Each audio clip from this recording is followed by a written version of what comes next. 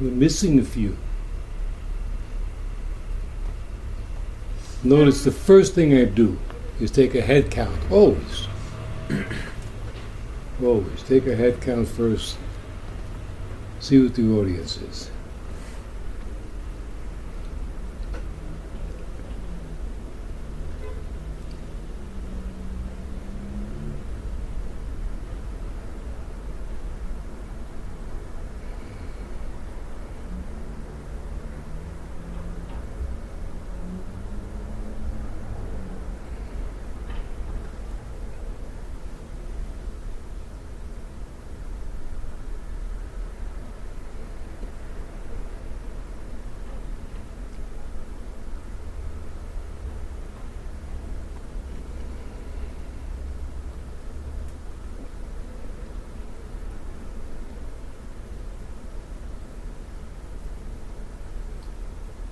Well, why don't we start right out with what issues are on people's minds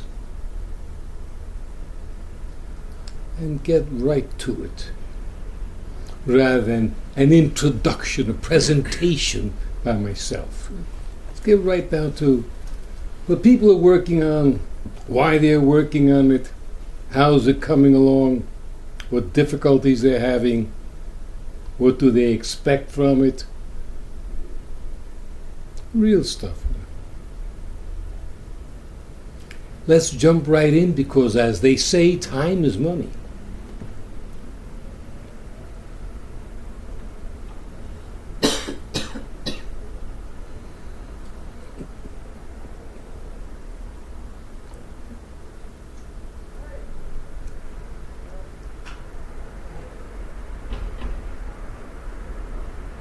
You know, if I were ever so fortunate as to be invited to a group or even be part of one or something, and somebody said to me, or to anybody in general, what's on your mind, I would talk for at least 18 hours.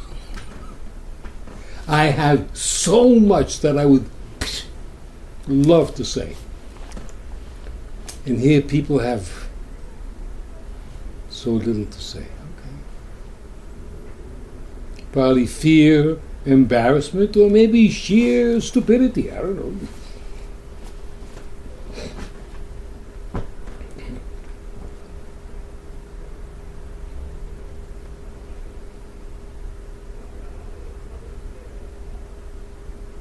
Did you say you were taking videos of this? That's it over there. Hello, me. How are I?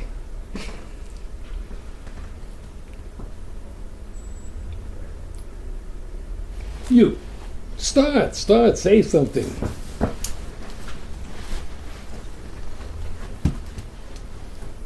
Are you working on anything? Go ahead. Yeah, currently I'm working on the moment you walked in and took your seat.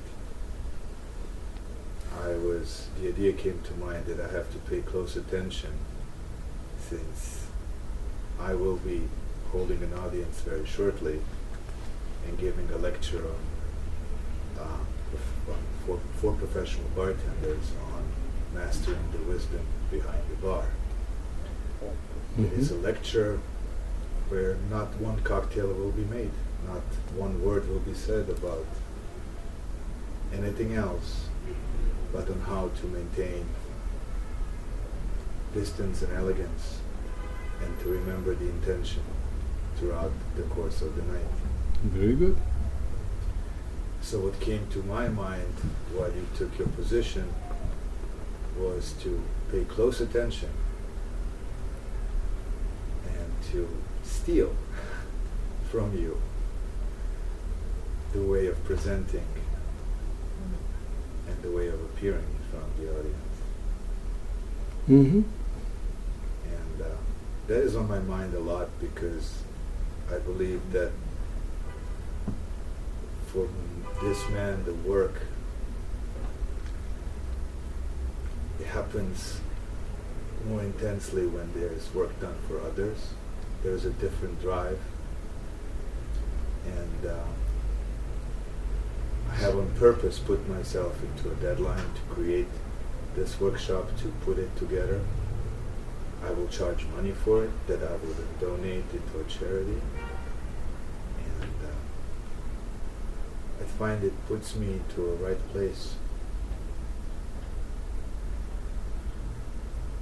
What's a right place? It's a place where I'm content with the amount of hours during the day that I am remembering that I am alive. That's the right place. The place where my internal system is functioning, so to say, in balance, in opposed to times which are more frequent, in which the system is out of balance and the energy is leaking all over. Isn't it kind of sad that we don't have a witness to our inner observations? Because basically we can say anything we think.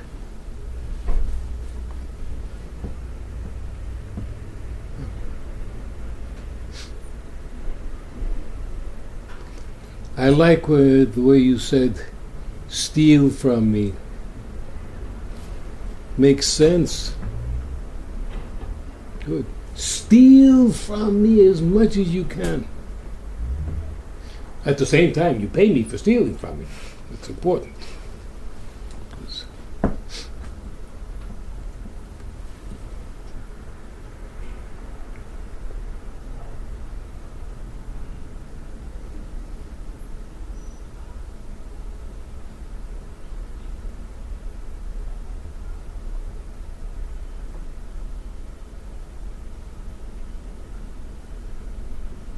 It's harder to steal what I think about. That's the hard part. But that part I have to give it. I give it for free.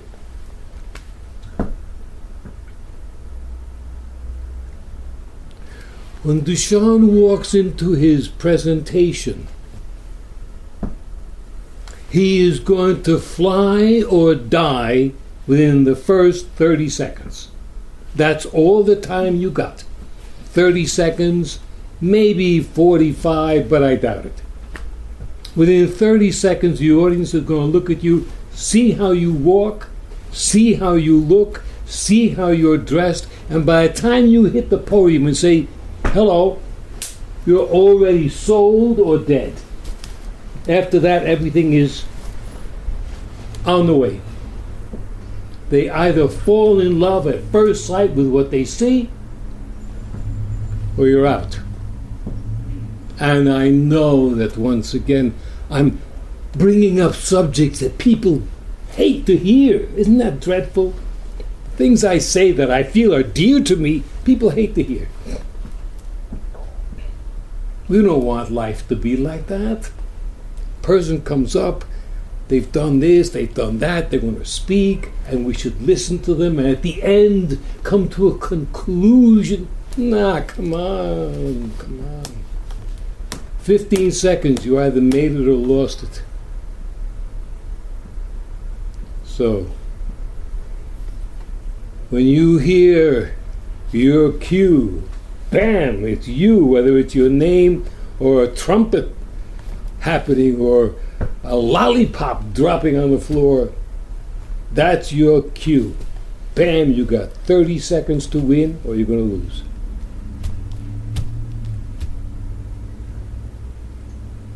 To me, it's of no interest as to why that is.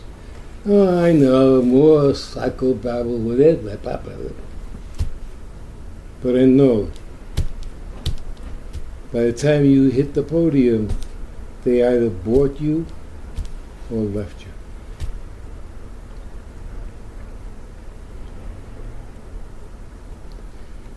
Why do you suppose that is?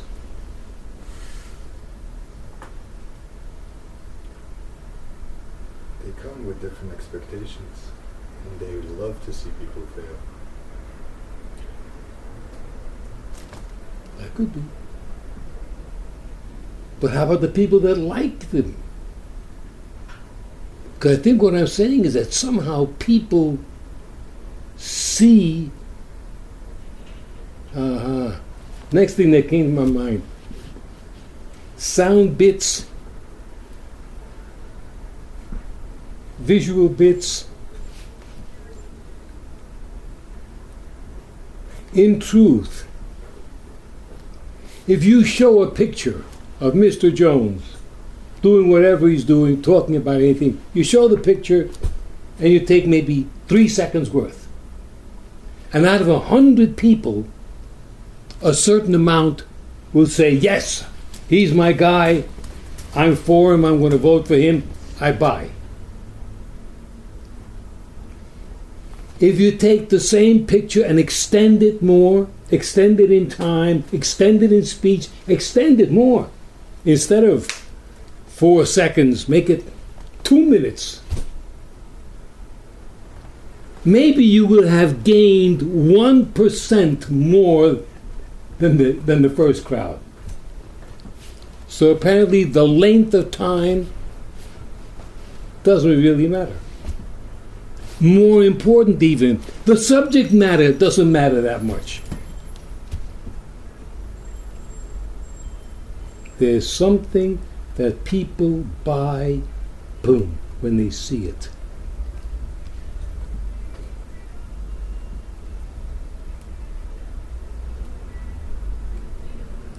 Just occurred to me that we all like to think, yeah, but I'm not people. This applies to somebody else. But just in case anybody here happens to be people, catch yourself doing it.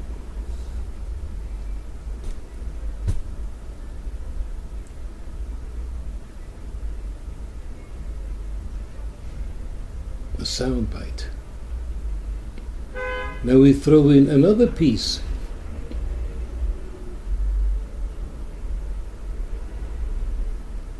No matter who you are, if you're walking off the street, the first thing people are going to say is, who's that? What's his name? Yeah, but who's that? I know his name, but who is it? So an integral part of this sound sight bite is the publicity. And how I hate that, isn't it? But publicity is what makes the world go round. When she's going to do a band thing in Fort Lauderdale or something, it's important to be there the day before, 2 days before, Rice. Send the recordings to a DJ so that by the time your band hits, people are expecting you.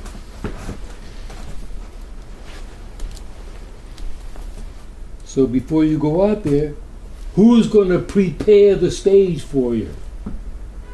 People in entertainment, theater. Lights count immensely. Tempo counts immensely. Everything counts. What counts least maybe is the actor who comes out. All you got to do is fill his spot. The whole scene is there without him. We all fell in love with the skinny blue lady with the long nose. My heart was in smithereens. What's her name? I don't know. Who is she? I don't know. Will I ever see her again? I don't know. Have I seen her before? I don't know. And what's more, I don't care. I just want to see a blue, skinny person with a long nose and nice lips. In our lives, do we buy into the idea, don't have to be a follower of it, buy into the idea of how strong the media is, the presentation before the person gets there? All this is set. What's harder for you, to get the stuff to the DJ or to play the tune? Got to play the same tune, but it's nothing. Who prepares the city to leave their apartment and come down to spend money in a club and see you. That's what makes the world turn around.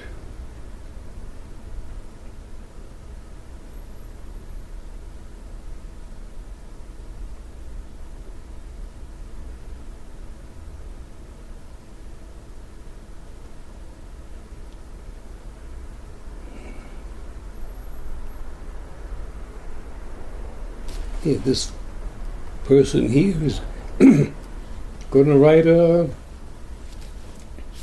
concerto.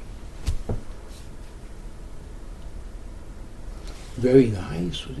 He studied in France. Ooh, with Madame Boulanger. Oh my God.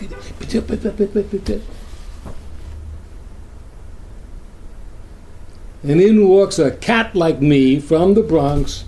So yeah, so what? What's the target audience? Because if you don't have a clear target audience, you're going to be all over the place and nothing's going to happen.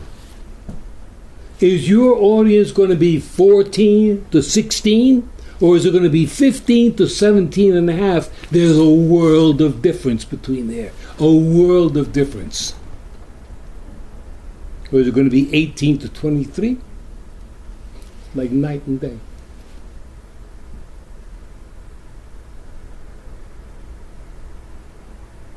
It makes sense when we talk about it because that's like stuff out there. But what about when that stuff is in your life? And your life hinges on that stuff. The sneakers that a 16-year-old will buy will die with an 18-year-old. Everybody knows that. Do we translate that into our regular life?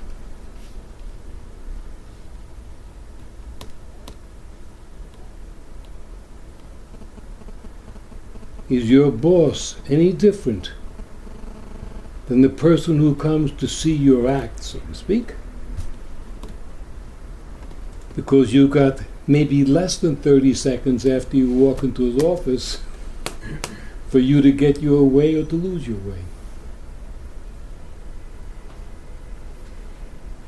You could write and think of endless essays of why people are like that. But to some people, the whys aren't as important as the how. They are like that.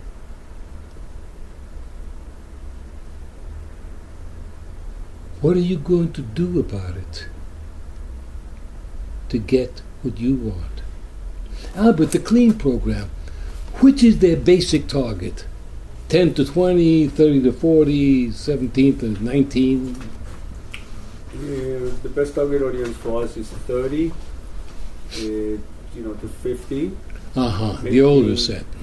Making more than average, 60,000 a year and up. Knowledgeable, healthy. Healthy already, before they come to you? Yeah. Okay. Access to internet and technology. We fish them in Google Ads and a lot of internet. We don't use as much paper, even though it happens to us. This is it. How does this idea hit you? I know this idea for many years. Yeah, target audience is... Do you like it? Do you think that's the way the world should be? Yeah, one of my biggest things when I started to work is I wanted everybody to like me, even if they didn't like me. And I found myself putting much more effort with the people who didn't like me to turn them into liking me, wasting all my energy. Today, I think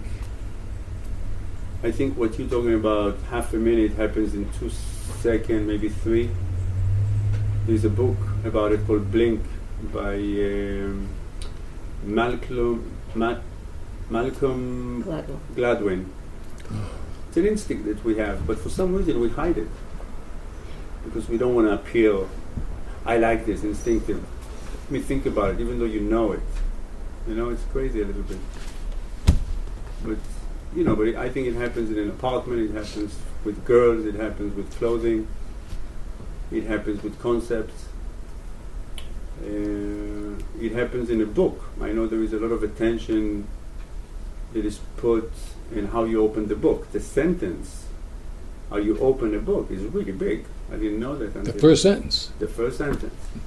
We've been talking about this for years. Sure. Yeah, for email, externally, you learn how to do it in business because you don't have a choice. But innerly, I think it's also a very important concept. One is to go back to the idea of you have a target audience. Some people will like you, some people won't. If they won't, it's not a big deal. Concentrating your energy and attention of what you do best in the world with the people that can listen to you. So if you're fishing and you talk to someone, if he's not interested, let it go. A lot of times when you get identified with something and you identify, you want it, you create a distance and you create the opposite reaction of what you really want. Gurdjieff said that. Huh? Gurdjieff said that. Yeah. So I think what we do email express ourselves on the outer, Mm-hmm. With the clean program, I happen to, people ask me questions, and when I see resistance, I have this friend called David Holtzman. He was here once, and he's a smoker, and he's been eating, and he would ask me a question. When I tell him, he will argue with me. So one day I said to him, you know what? It's not for you, man. It's not for you. Enjoy it, smoke cigarette, have espresso, live life. When we die, the body stays here. Go for it. From this moment, everything changed. And he did the program, he quit smoking, he lost weight, and now he gained it back. So this was a very good example of what happened to us when we identify and we want something, and then we let it go and we don't care anymore. Then things happen maybe the way they should. So again, it's all in the personality, back in the personality, and how we handle it.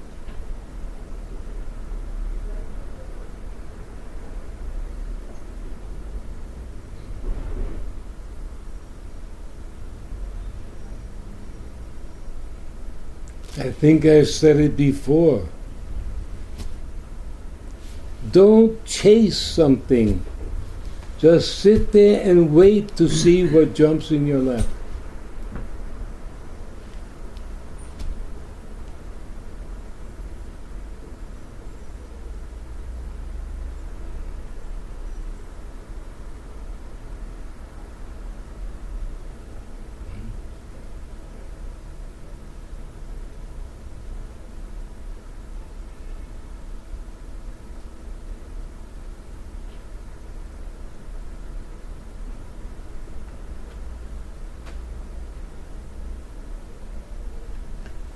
I asked Dushan how he felt about that, and I asked Albert.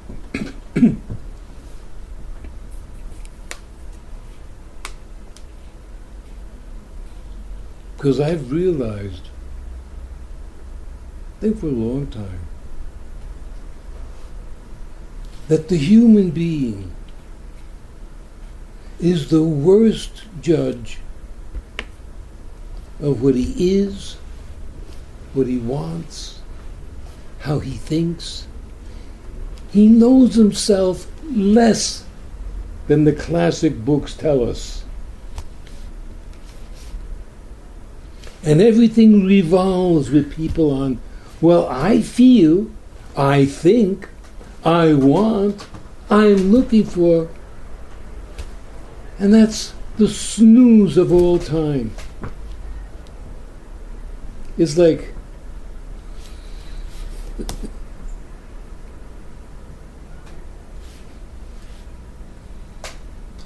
to watch how people, and when I say people, I think, oh, we're people too, I think. hopefully less every day. But we buy into the idea, well, I like that. It makes me feel good. Well, that's very important. You got to feel good. My friend said, my friend knows everything. To what degree are people who are professional workers already still enraptured with the I like? I want. Makes me feel good. And every once in a while we long to hear somebody say something that makes sense, like, I'm going to go that because it's easier to say that, that's what it is, done deal. Don't have to think about it anymore. Which way am I going? What's best and easiest for me? I didn't get up today to feel good. Maybe that's why I never feel good. I didn't get up today to improve that. I got up today to say, here I am in a real tough world. How am I best going to survive in this? Yeah. How am I best going to survive?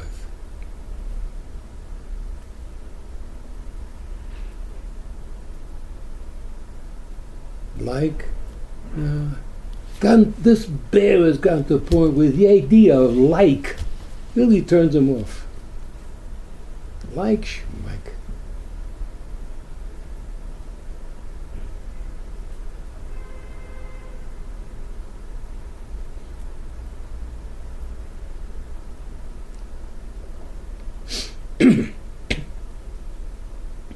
Look at that. This must be America, because this America is so great. People throw their wallets on the floor and don't even care. Throw them out, leave them laying there. God's sake. Don't do that around me or your shoes will go with it.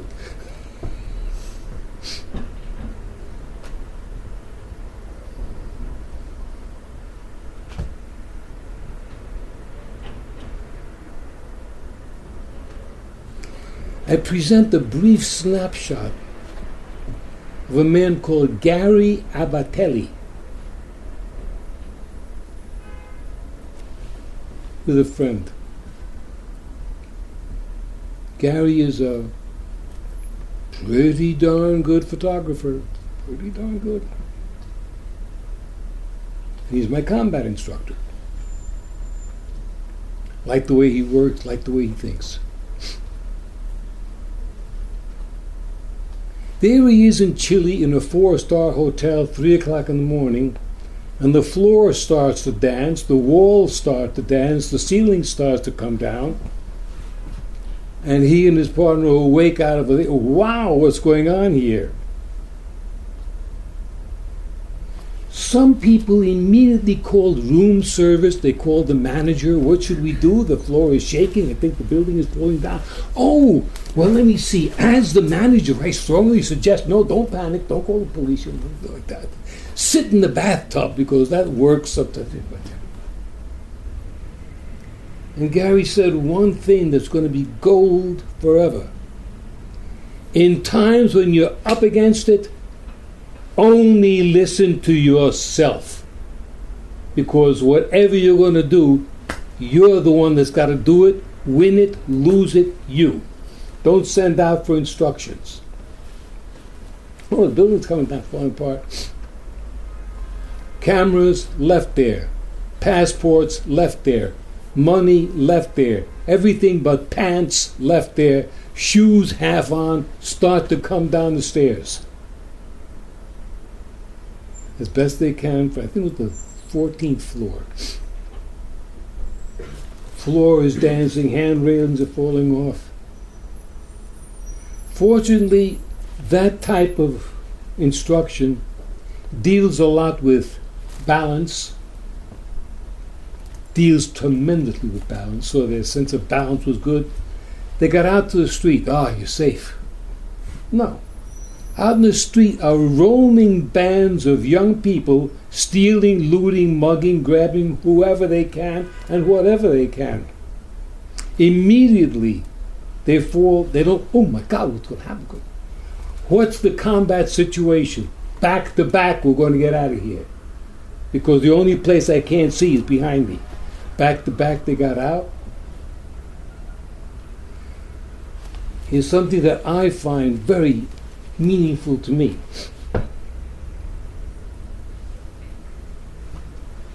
The honcho of all this is a guy called John Perkins, who's more or less from Middletown, New York, Mount Vernon, up there, Westchester. As soon as they come near anything that resembles a live computer,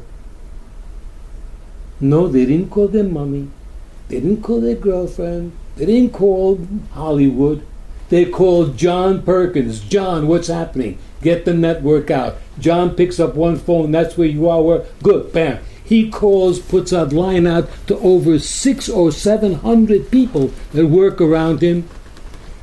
Everybody was into this. How are we going to get these two guys out of there? The network reached out. There was somebody that knew somebody that has a car that'll do just about anything for a lot of money. They found this guy, paid him $600 for a 9-hour drive from Chile to Buenos Aires. Actually, a little bit outside Buenos Aires. And got out. How many people would think, naturally, the thing to do is you call your organization? I would.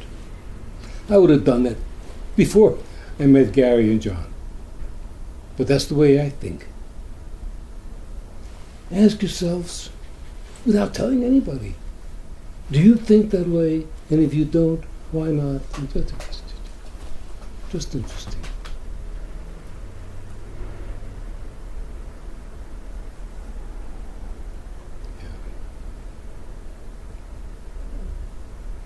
One of the things Gary included was, unlike movies and television, we did not do a room search. We did not go in. We ran down the stairs to save our own lives.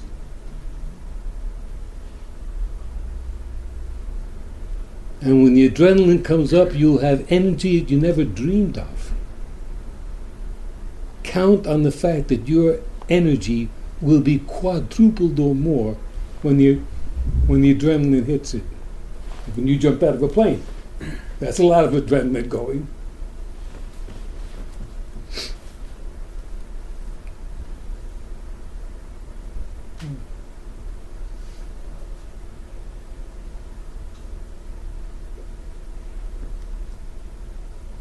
At the same time, I feel I want to say thank you to the people who last year moved over from Tuesday so I could have that night off.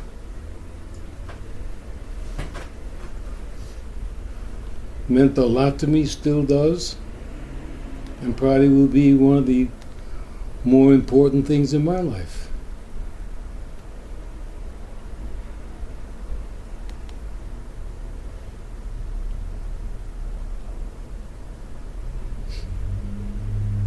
What do you think, Yossi?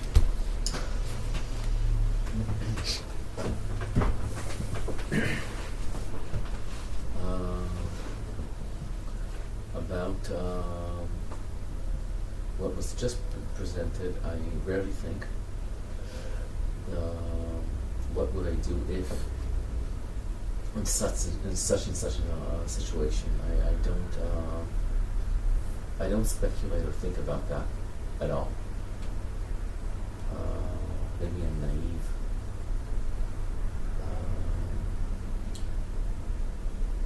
I don't know, like I rarely go out to the street feeling like there's a threat out there.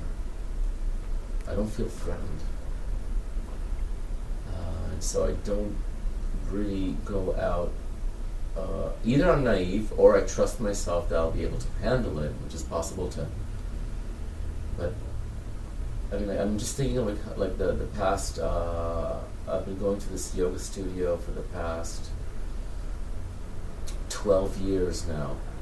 Over 12 years, but like let's say like 11 years that I've been getting up at 4 and being out on the street at like 4:45, 5:15 a.m.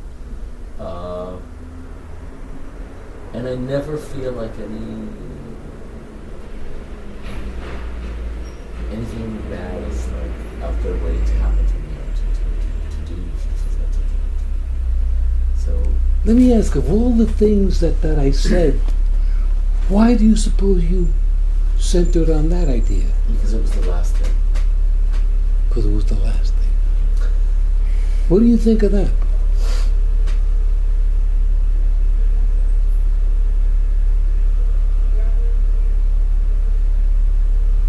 Well, maybe that was the most impressive thing that was talked about.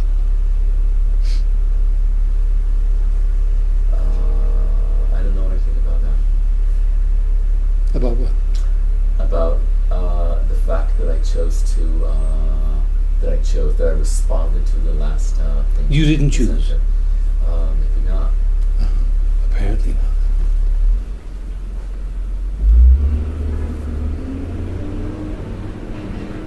What else can somebody add? On anything, about anything?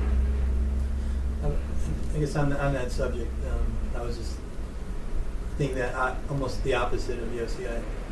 I often imagine kind of these scenarios happening. I think if someone pulled a knife on me and my girlfriend, what would I do? What if a animal just jump out and at me, what would I do? And I think my guess is why I think about these things is because either I fear or I know that there's a strong part of me that is a default mechanism that is, you say I've always had a low threshold for pain as a kid. I wasn't a tough guy, and I was, kind of pushed around a lot. So I think I fear that in these high stress instances, I would kind of shrivel in a way, or not be heroic. So I know I envision these circumstances, so I will be that way. And so almost, so if someone, pulls a knife on me and my girlfriend, I stand in front and I take the knife in the stomach, or I try to do something because I think I fear that a part of me will want to run away. You're saying you would injure yourself before you let her be injured? I would hope. I would hope so. I think that's my hope. And my fear is that I've heard of instances where, confronted with those situations, people don't protect people that they're with. So I would want to be someone that does that. But Why? I don't know. I guess I would want to be thought of as courageous and brave, and not. I mean, I would try to not injure myself as well, but yeah, I think I want to be a courageous and brave man. Even though there's a part of me that I fear that isn't, and might not step up to the challenge. So I do kind of visualize the circumstances. So I might actually be. Are there numerous areas of your life where you think that maybe you won't live up to what you would like to be? No, I think so. I mean, I can't point to all of them, but I do have that fear. So I do visualize these circumstances from time to time. So my hope is I will be able to act in the brave manner or a courageous manner. The way you think you should act, the way you would like to act, is this your dream of you, or is it somebody else's dream of you?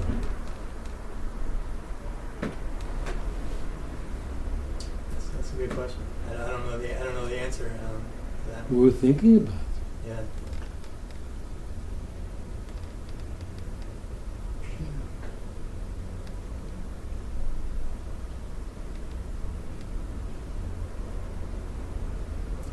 it's also just what I forget. And another subject I was kind of what Duchamp was speaking about at the beginning. What came to mind was this idea of stealing, and I remember something the chair had said after he had given a speech. I think it was for a speech for Thomas Chapin at an event here, and it's something I always remembered and I've used a few times, and it really helps in these instances where you have to speak in front of people. And it was, the chair had said that before he was going to speak, or he was about to speak, he just grabbed onto something someone else had said, like it was a piece of a mountain. So he had something to grab on, and then he just kept going with his own presentation. And so when I found myself being fearful of have to speak in front of a group or I don't know what to say, I remember that. Okay, all I have to do is grab onto one hook, one thing someone said, and that piggybacks into kind of what I sort of plan to say, and that seems to work out really well. So I want to say that if anyone might want to use that. Would you teach that to people? Yeah, a little more practice, but yeah.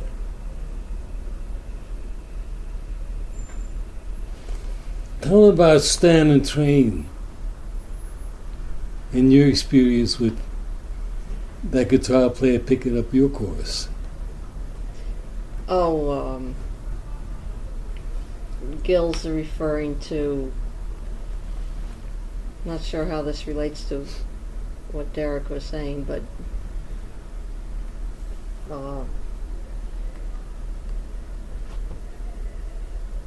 there was a video that somebody sent Gil for his birthday of Stan Getz and John Coltrane playing together, and they were, of course, two of the probably greatest tenor sax players ever to live, and they didn't play together very many times, and so this is kind of a rare instance where they were caught on video, and Coltrane played his magnificent chorus, and then he ended his solo with a figure, and Stan Getz then started his solo with the same figure that Coltrane had ended his with, and then he proceeded to make his solo a kind of theme and variations, or an exercise in kind of symphonic development, compositional development of this one figure that Coltrane had played, and he created a whole solo based on this figure. So when Gil was telling me about that, I told him that Vic Juris, the great guitar player, had done that one time with something that I played when I was sitting in with him. And I think it's the idea of a continuation and of being connected with other people so that you can pick up the thread that is left before you as an opportunity to perhaps travel a different path than you're accustomed to traveling.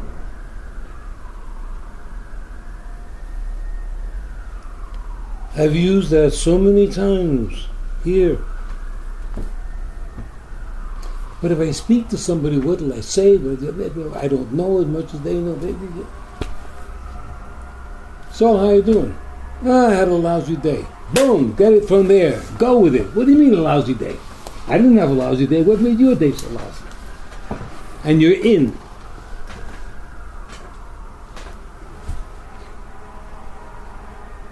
My body hurts. Why are you doing that to yourself?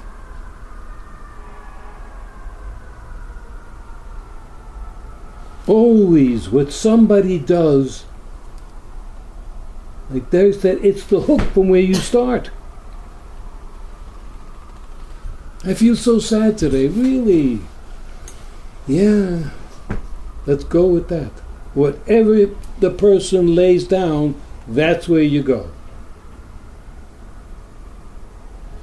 People feel out of step because they have in mind a different scenario. And when somebody says XYZ or blah, blah, blah, they're not going into the scenario that was planned. Now it's, gee, what am I going to say?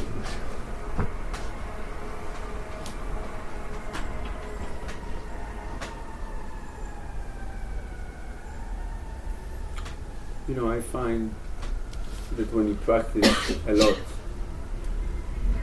and you do something very, very well and you understand it deeply, you no longer repeat ideas of others. In music, this is a perfect example. The guy knows his guitar so well, you give him a note, he knows the instrument, and he let it rip. On Thursday or Wednesday night, I went to visit Dushan in his office. It was 11 o'clock at night, we worked late. And he showed me the presentation. If he would not have told me that it's for bartenders, I would think it's a presentation for this group. What I'm trying to say is, if you take the idea of attention, being present, observing how you're doing, how you feel, controlling what you want, knowing what you want to do, and you know that this is what you do best in the world, and just do it. The work ideas can be applied to a plumber, or to a bartender. Mm-hmm. And I think it took Dushan many years of practice to be able to take his craft and insert all the work ideas in a presentation on a computer. So the point is, when we know what we're talking about and we really understand it from all angles, not maybe for all, because we have a lot to learn more. So practice make almost perfect, really. And you can be in a talk, in a cafe, you know, I talk to people, it's my job. Hi, how you doing? How are you? You know, and I wait for them to say something. And in my mind, I don't want to tell them story. I want to make them have a nice experience, so they come back. So through what they say, I find ways to talk. You know, in the beginning, your mind is saying, oh, what am I going to say, you know? But after a few years, you know, you become a professional. You don't even worry about it anymore. Because you have confidence. And confidence usually comes from the fact that you can, you deliver every day. Everybody likes it. Everybody thinks it's wonderful. So the voices in your mind, they don't hold ground anymore. You know, they don't hold water. That's it. It's finished. So the voices get smaller and smaller and smaller, and the experience and the I that know how to do it gets bigger and bigger and bigger. And I think this is how we change. You know? And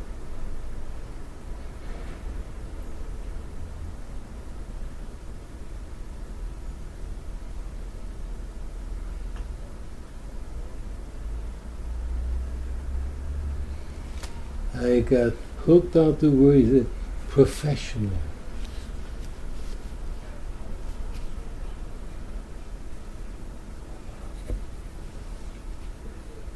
Professional.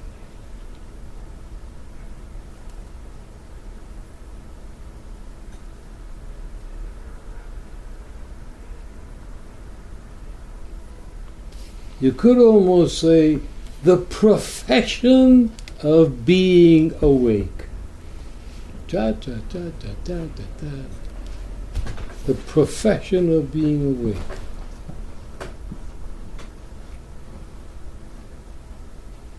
Whereas no longer, ooh, can I be, ooh, ah, and we spoke of that. The profession of being awake. What do you do? I'm awake. That's my gig. You want to learn how to do it? Sit down and get your wallet out and we'll talk. Because that's what I do. I'm awake and I teach others how to become awake if they want to and they're willing to pay for it. Where's the mystery? I've lost the mystery. I'll have to go back to sleep again to find some mystery. Simple as that. You're awake. You're professional. Like you learn how to be a doctor who can remove a brain tumor. You learn that. The guy didn't learn that when he was 4 years old. He went to school, studied, practiced. They killed a few, of course. You have to. And today he knows how to do. He's a professional tumor remover. You got a tumor, I'll remove it. What's your plan? What's your medical plan? That's got to come first, you know.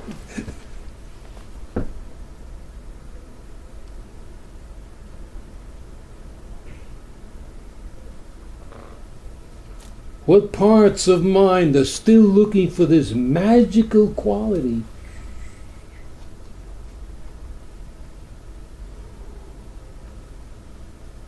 In blue, the little narrow waist. What's still looking for the magic of being awake? Of being present, of being all these things. I think it's pretty audacious to consider oneself awake. I think it's a dangerous place to go.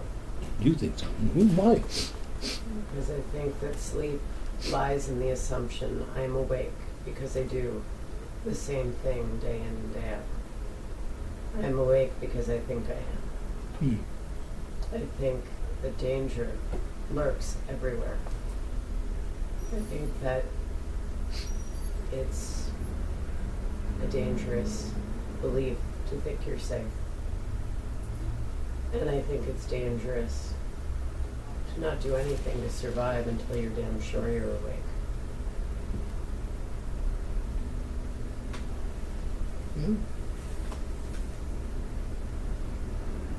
There's something very commonplace about boiling down this work to a business plan. It's not that easy. It's not that easy. No, it's not that easy.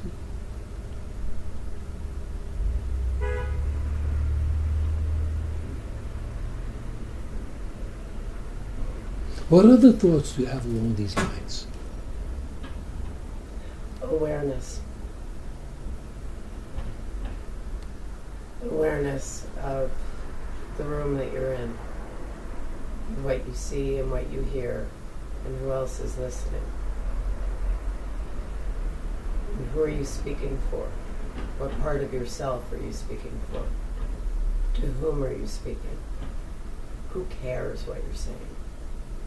Does it matter if they care what you're saying? All of this is little pinpoints in getting close to actually seeing the picture 360 degrees around you, but being aware.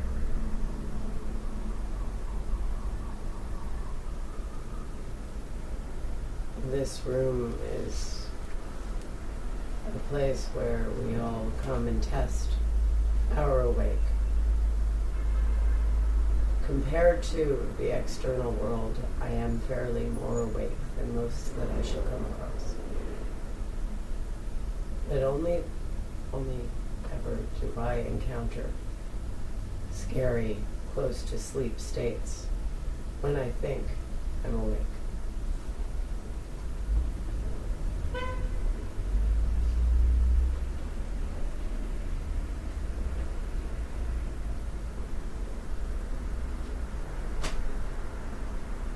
How do you feel this very instant? Pretty awake. Uh-oh.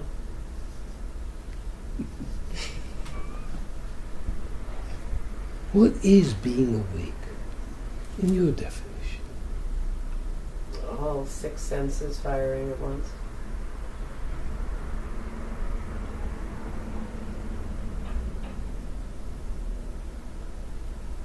Have you got another description? Because And I'd that be was pretty lying. hard to get, pretty hard for me to get. I didn't get 6 senses firing at once. Well, I'm hearing, I'm smelling, I'm seeing, Yeah.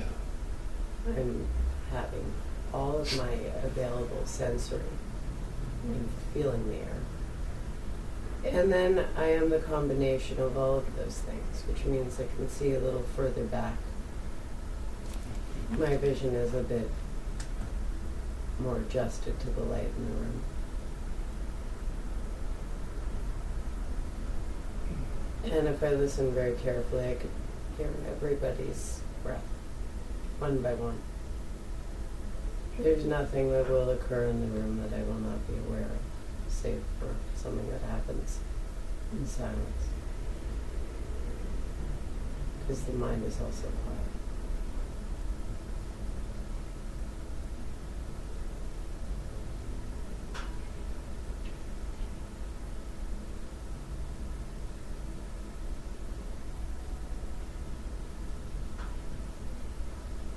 Does anybody have anything to say in regards to what she said? You know, I agree a lot with what Alex is talking about. But the question I'm asking myself is,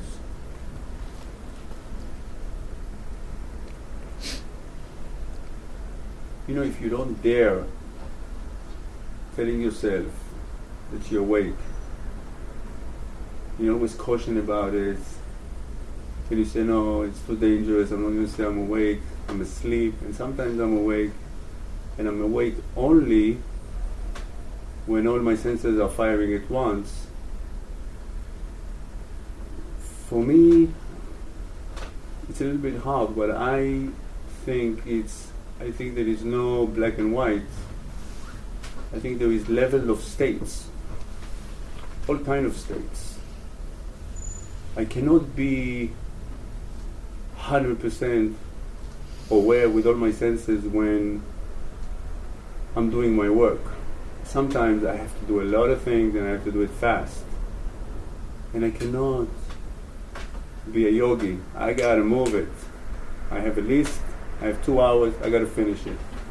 If I have a small list, then I'm in better shape. But if I don't have time, it means that I have to do everything very, very quick. I think believing that you awake and living your life as if you are awake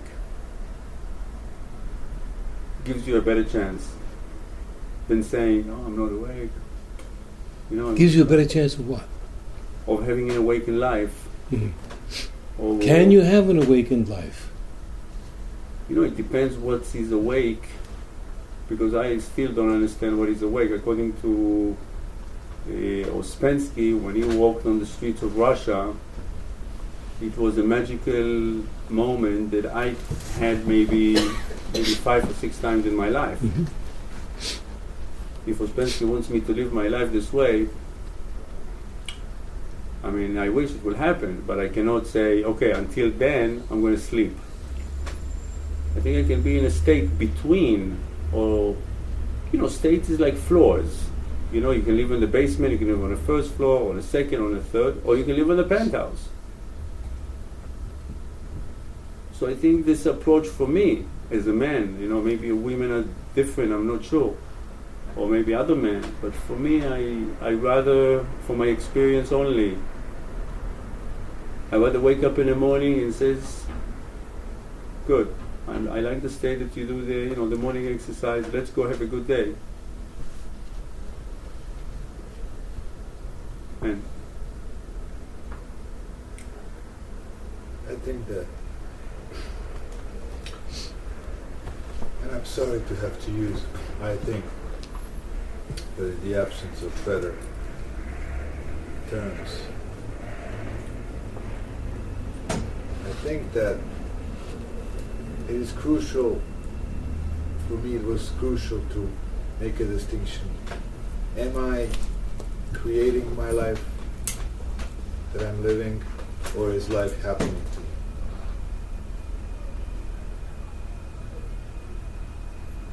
If I am creating my life, then I'm in charge. As long as I remember that, I'm living a level of awareness to the best of my ability. If I think that things exist out there independently in their own right, and that life happens somewhere out there and then I'm the one perceiving it, then I'm dissociating myself from everybody and everything else, and I continue to live in my own little shelf.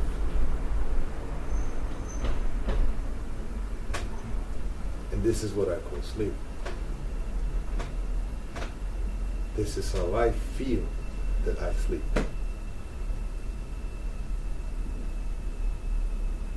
Insisting that my imagination of what reality should be should actually happen. So,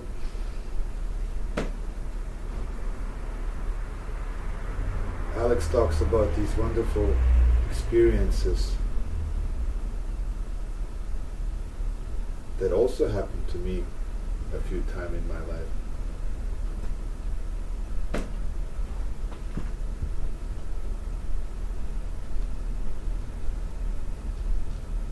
But I forget so often that I am the creator of everyone here. I have created in this moment every single person here. And everything I feel from and perceive is my creation.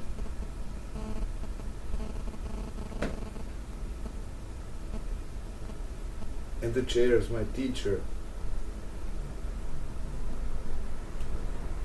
Is there because I have created him, just exactly as I see him.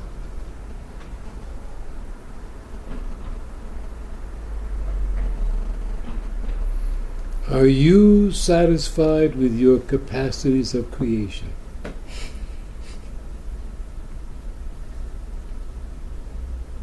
Yes. I am overwhelmed with what I see. If this is not magic, I don't know what magic is. And what would happen if you didn't know what magic is? I guess I die regardless. It would be a very poor life. Poor existence.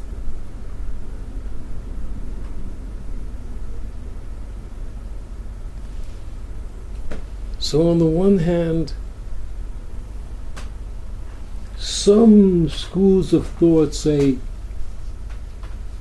look at this in a sense of reality, don't involve, don't identify with. And you're presenting, identify, create everything you see, be involved. And I guess everyone then has a chance to go with either way to whatever degree. You see, there sits a man with a tie, that I had a tie very much like that. I think mine was a little bit wider, but it's a good tie. Is that a Brooks Brothers tie? You know, look, take a look. It has no label anymore. Has no labels anymore. You wore out the labels.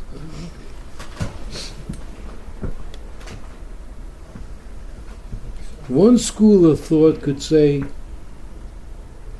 this man here is an entity that one could say very few will ever understand. He's an entity that Chair says, I can't understand that entity. Am I supposed to understand that entity? Should I take efforts, mind time, which the less that becomes available to you, the more valuable it seems? Should I take mind and lifetime to try to understand what this man is? He's a unit. I guess he has wants, desires, everything else. What does that got to do with me?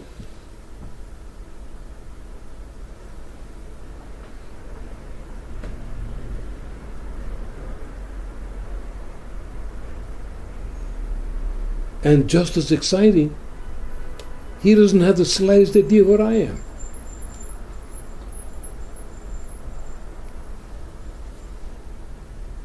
A few important things along the way. I think it would be nice if he knew what he was and what he wanted and where he wants to go and what he's doing about what he wants to go. And is he satisfied with the efforts that he's making towards where he wants to go? And this entire unit lives, examines itself, has confusions, fantasies, imagines all kinds of stuff. A lot of it is true, some of it is completely wrong. And there's that unit there. No one will ever know what this unit is about. The chances of this unit ever knowing what he's about are astronomical.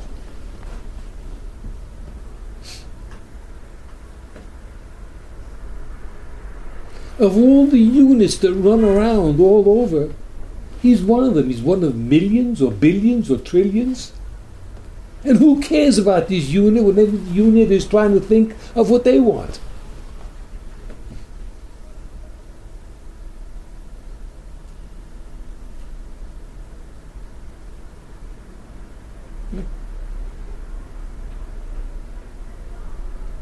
Maybe this unit would think, gee, I wish I had the peace of mind of knowing that all the other units will let me be alone and examine what I want to examine and climb up, turn around if I want. Leave me alone and let me be my unitness. Nicity. So do we do this man a favor by leaving him alone? Go where you want, do what you want, become what you want, think what you want. It's your machine. Why should anybody want to invade your machine by understanding it? Ooh. Ooh. Back off, man. Don't try to understand me. Will you? Leave me alone.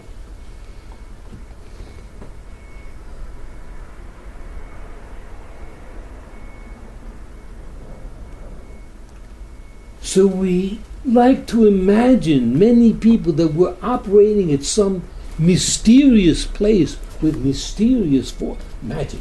Don't be hurt. I know what you mean by magic. Magic and mysteriousnesses and waves and stuff.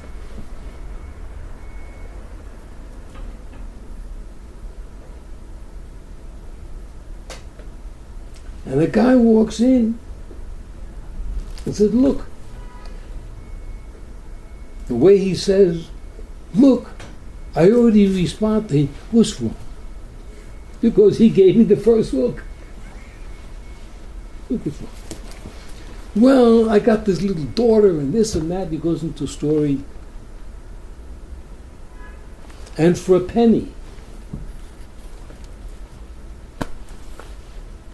I tell him, if you want a better life between you and your daughter, you're going to have to do some things that are pretty practical. Do you say good morning to her? You don't. Oh, I suggest you do. Do you get her a birthday card? What are you going to do in simple, understandable, life-term words that's something you can do about the relationship between you and your daughter? You dig? When I was young and adventurous, I used to say, you want to improve the relationship between you and your dog? Go out and buy him a veal cutlet every night when you come home, a nice piece of steak. You see how glad that dog is going to be when you put your key in the dog is going to woof, woof, woof. If you kick him when you come in the house, he's never going to talk to you.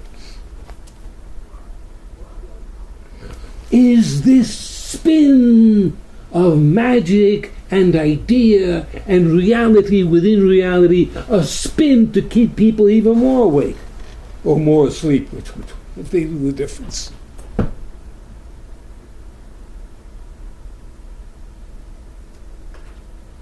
So I think in trying to be a responsible human being, I would say to this guy, make a list of all the things you do around your daughter, all the things you say around it. Get a clear picture, and with what little intelligence you have, try to repair so that the things that happen between you and her, she finds more pleasant and likable.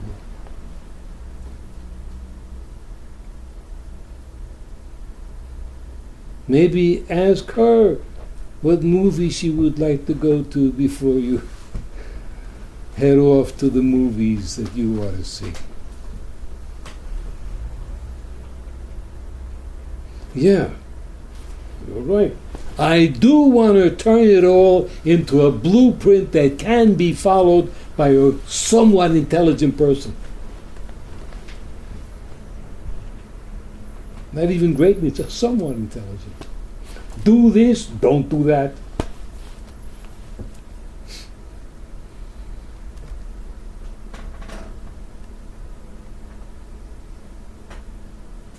Because I can sit right down and write you a list of things that you might say to your employer to make your stay in that company more pleasant and productive for everybody concerned.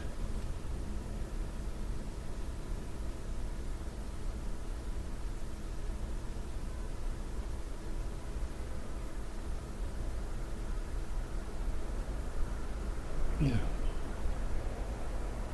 And if you're hoping or thinking that somehow, in some undisclosed way, things are going to change, then I think you missed the bus. What are you going to do about achieving what you've decided you want to achieve? That's beginning at point B, because you have decided to. That's going to take another umpteen chapters to get to. But what is it that you want? And as a human being, I strongly think that you have it coming to you to want. So you've decided what you want. How are you going to go about getting it?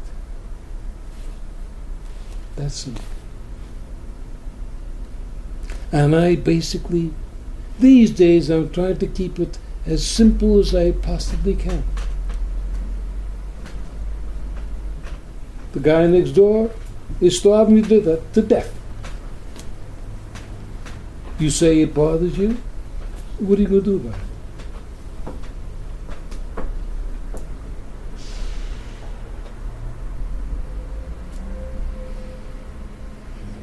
And if your answer is more than 10 words long, I have to think that you've been smoking too much. What are you going to do? Always, what are you going to do? D-O, do. What are you going to do? What are you going to say? S-A with a line over the A. Do, say, that's about enough. Nobody gives a damn what you think. Hopefully you got to the point where you don't need it anymore. What are you going to do and say about the things in your life that you wish were in your life, and the things in your life that you wish were not in your life, what are you going to do? And I think that rumination, is far from being the way to it. So I devote myself to, what am I going to do?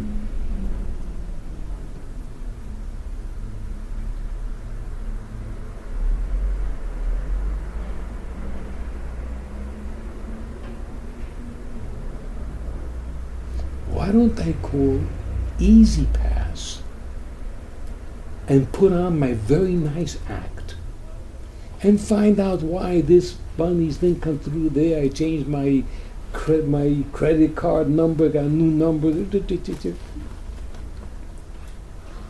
Why don't I do what a sane person would do? Hello, how are you? Your name is Gladys? Hello, Gladys, I'm Gil. I hope you're having a terrific day. Yeah. How can I help you? And I'm sure you can. But the number from here didn't get to. Thank you very much. It worked out. We'll take the new number. Put it. Thank you very much. Have a terrific day. By the way, where are you, Gladys? Oh, I'm in Bangladesh. Oh, terrific. What a beautiful day. You live in a nice neighborhood. Is it a sunny day there today? Enjoy yourself. Bye-bye. Love you. And listen, your boss doesn't know what he's got in an employee. Schmuck. It's an act, man. Is anybody ever going to get it? That the whole thing is an act from day one to day dead. It's an act. It's an act.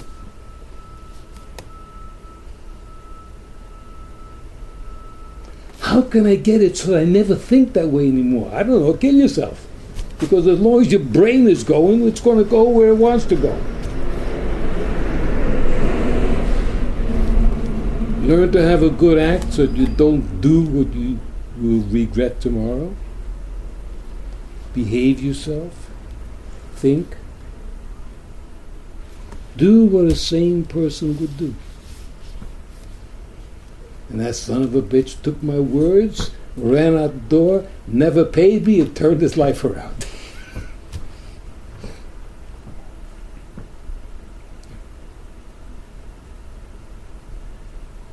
Instead of a world dedicated to what can I do, things so that I will feel better.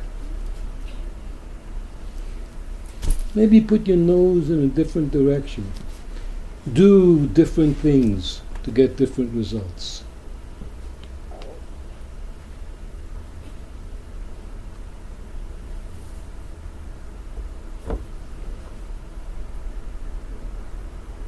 One person said to me that they had taken on an effort these days to be on time. And I said, great!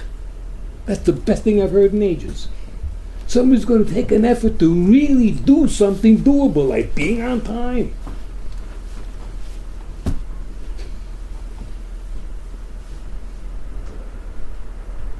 People want to become grander, more entire, more in flux with the flow, more being one with the all. And they leave you staying on a speak order for 10 minutes waiting. Yeah.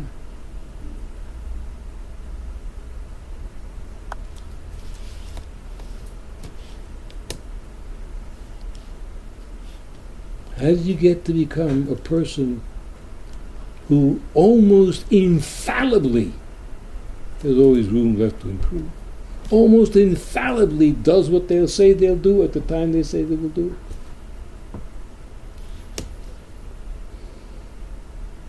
Maybe that's not worth laboring towards, because that sounds so pedestrian.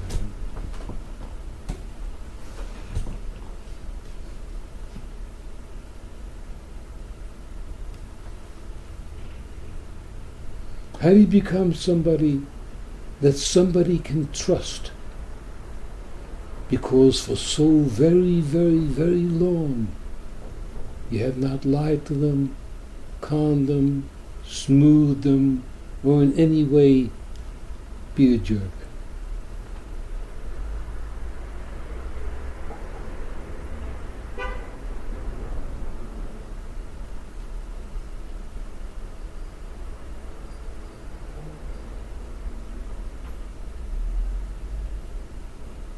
Lord Pentland had once told me,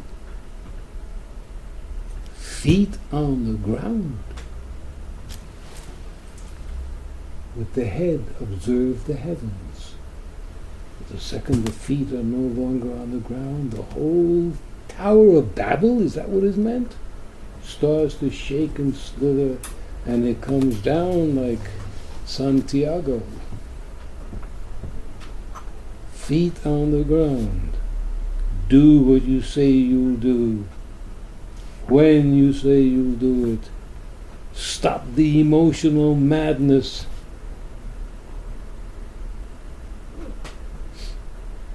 I'll confess. There was a book called My Sister Friday or My Mother Friday. It was something to do with Friday. It was about a woman's analysis and her investigation of herself. Something to do with Friday, definitely in the title. And in it, she gives a lot of play to her psychoanalyst, a man called Robert Tiello, who was the head of the biggest psychoanalytic institute in New York. Top level. So, at the time, I'm in analysis as part of my psychoanalytic training, and I have another bump in the road with some babe, and I look up Robert Tiello. This guy's got a figure. He's the best. Go to him, buddy. I look around. He's the head of the psychoanalytic everything. He doesn't have a psychoanalytic couch. Doesn't even sit in a chair. He puts a plant between us, and he's talking. So how are you? How are you? I'm saying, I studied with Dr. Robert Lang. He says, yeah, I said, I know Bob, Dr. The medical center there. He's a good man. You with him? Yeah. So tell me, what's up? Tell him my tale. He says, you kidding?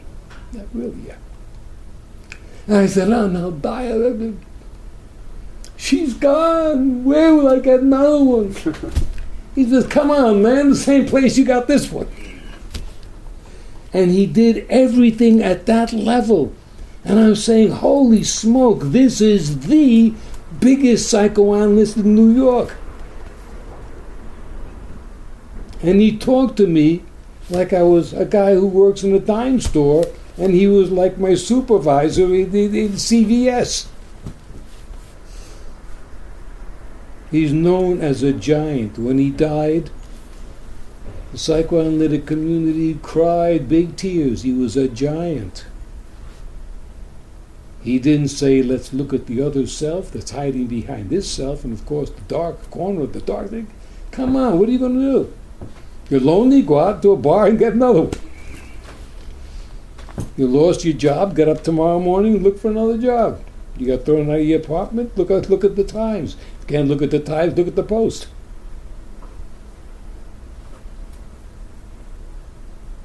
And he helped me. He really did, because I was able to walk around with that one piece. Whatever you lose, where are you going to replace it? The same place you found the first one. Goes for jobs, apartments, diplomas, and everything else. Teachers included. Where's the big magic? Where's the Kafkaesqueness of it all?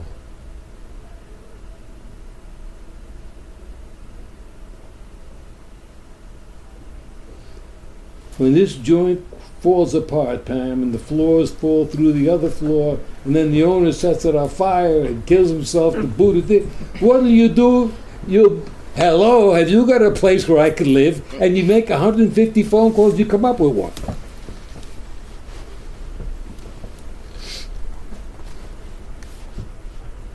What would happen if even people tried this suit that I offer. Tried it. Don't fall in love with it like I didn't. Try it. See what happens in your real life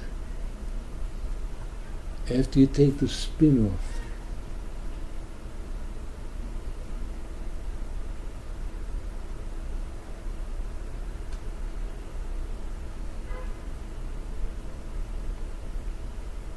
If you have eyes and you look,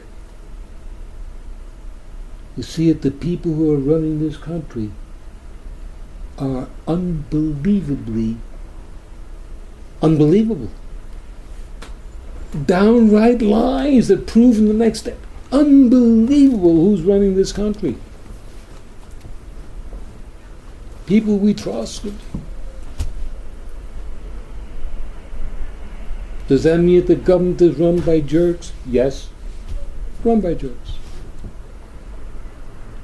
Is everything run by jerks? More or less, yeah.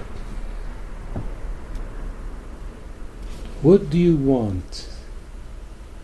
What do each of you as an individual want for yourself in this little teensy, bitsy, short little trip called life?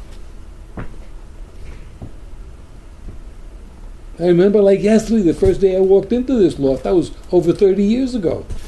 Wow, what happened? What do you want in life? And I present that by me you have every right to want whatever you want. Now, never ever want to say what you want is crazy, or it's a reflection of this, or any other of that jazz. What you want is what you want. Maybe you'll always want it, and maybe in 2 years you won't want that anymore. Who knows?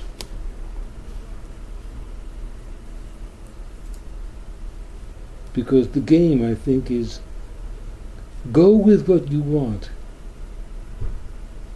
And the game is how good do you go? How good do you play it out, getting what you want? And to me, it doesn't matter whether you want to write a book, or you want to own a candy store, or you want to be a gangster, or you want to be a chorus girl. Who the hell gives a damn? I definitely don't. But if you do, what are you going to do about it?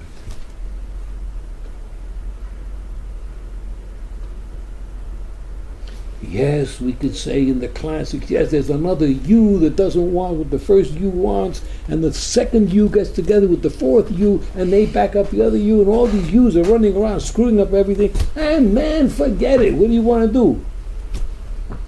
If you don't know what to do clearly, get some advice from somebody who's not spinning, and they'll do it. They'll help you do it. When you look at the government, it's an enormous spin. These people are spinning.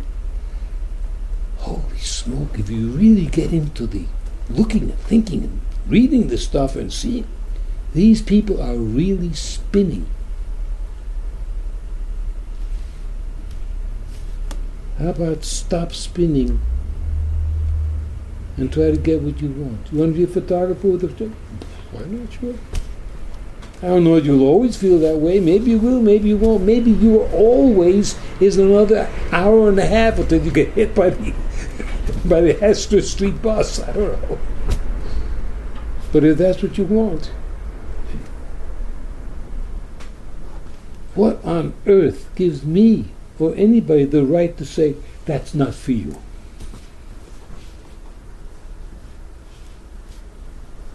Depends what you do. And if you want it very much, I'm pretty darn certain that you'll do the right things to get it. If you find that you're still not doing the right things to get it, then you ask somebody to look in and see what they see. But to look for this bubble somewhere, I'm not into it anymore. I just ain't.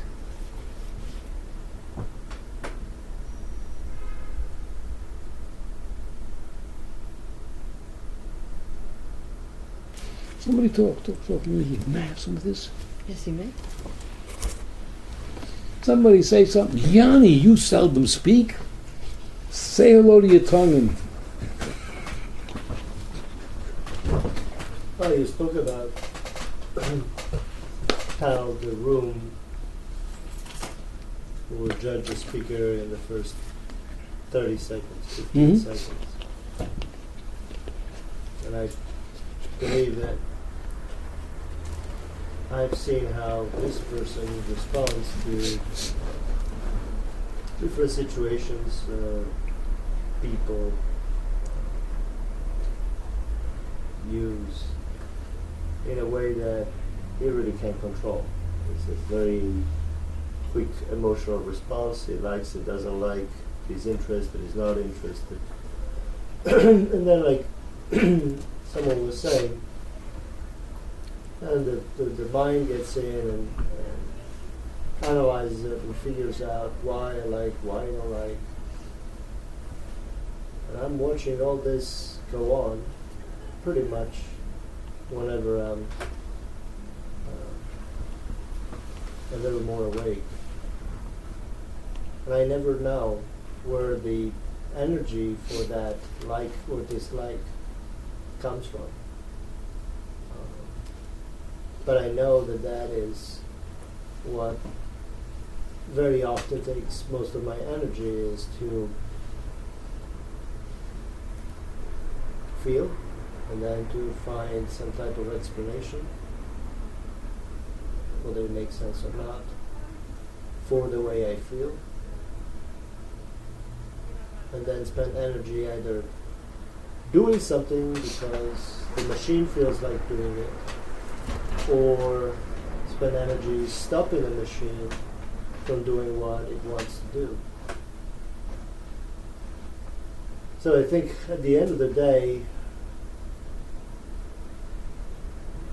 it's all about understanding a little better why the machine likes and dislikes, and doing what has to be done regardless. But for the longest time I thought it was more important to understand than to do, because I always believed that knowing why helps you figure out what to do.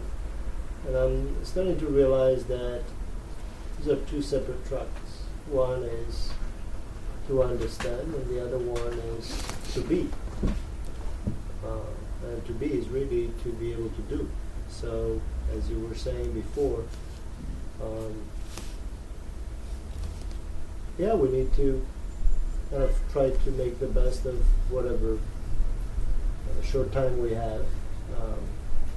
Understanding that most of the times we are on the defensive because we're being pushed in different directions by feelings that we don't understand, emotions that we don't control, and yet we still have to do what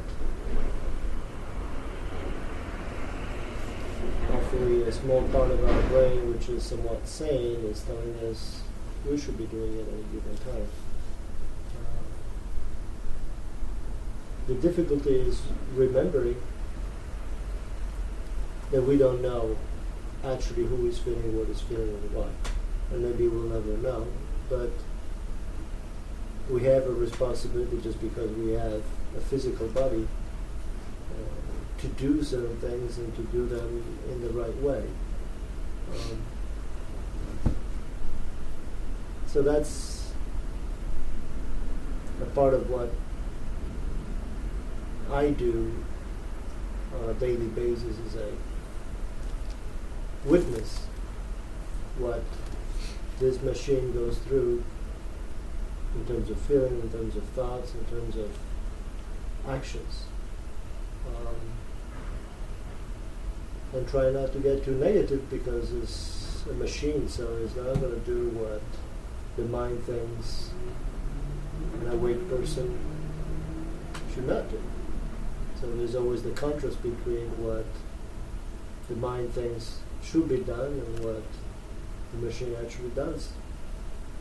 And I think it's the curse or the blessing of being on this planet with a physical body and all the senses that go with it, and with a soul that doesn't belong to this reality.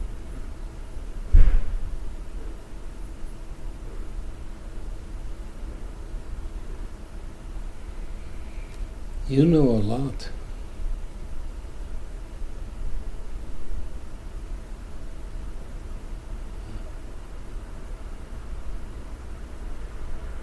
On the 14th of every month, I have to pay H.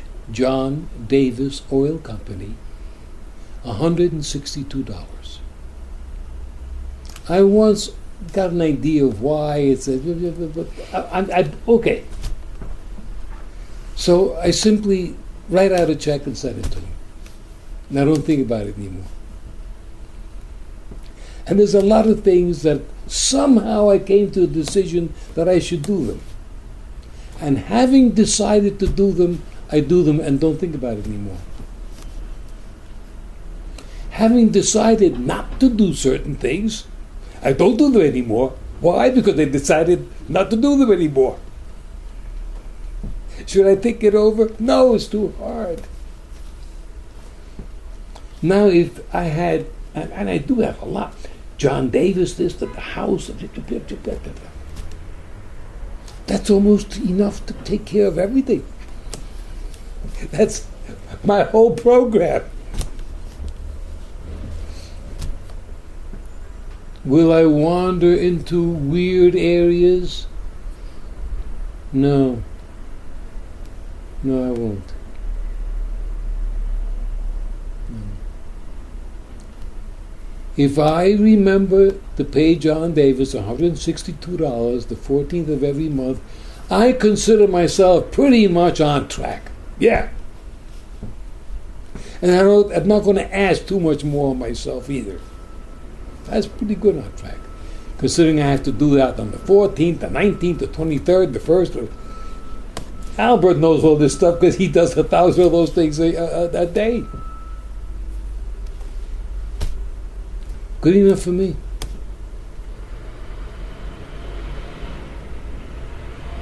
Think something over before I say something.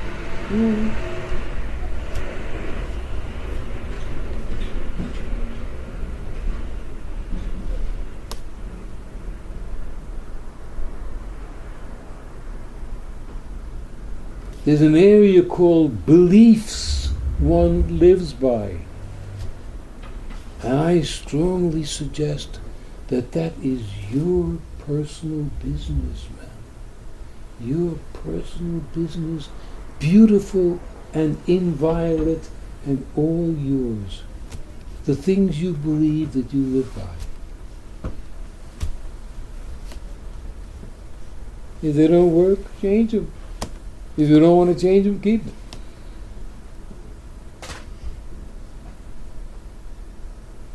But run from people who have an obsession to change your belief system. They're weird and they're not to be trusted.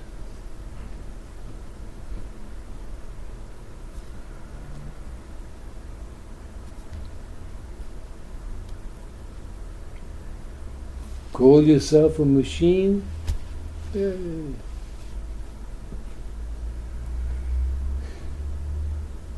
The poor creature never got trained properly in the beginning. It's trying to do the best it can. Falls all over itself.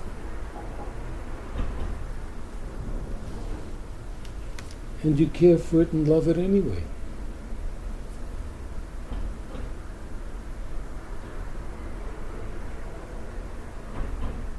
Because every author that calls himself an author, and these days anybody finds a pen on the street, a ballpoint with the cap missing, and a piece of paper, he's an author.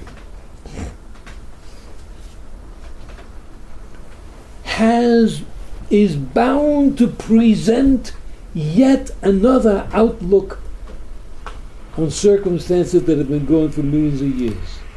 Yet another, a fresh interpretation. Oh, then you got a Saturday Times, the book review, another interpretation. Oh. How about seeing how many interpretations you can get rid of and just pay the damn rent on time? When your dog comes by, hey, you know what I got for you? Wow, Dad, you got a little piece of beef burger? Yeah, the real stuff. Well, it's not grass-fed, but I can't afford to eat grass-fed myself. We'll shop right. We got it, okay. He looks up and says, man, do I love you. Now you have a dog that loves you. You do it with your canary, you do it with your kids, you do it with your landlord, you do it with your wife, you do it with the arresting officer. And everything goes smooth as pie. And you stop seeing yourself as a patient in need of another author to teach him how to get his shit together. And you say, okay, so that's the trip.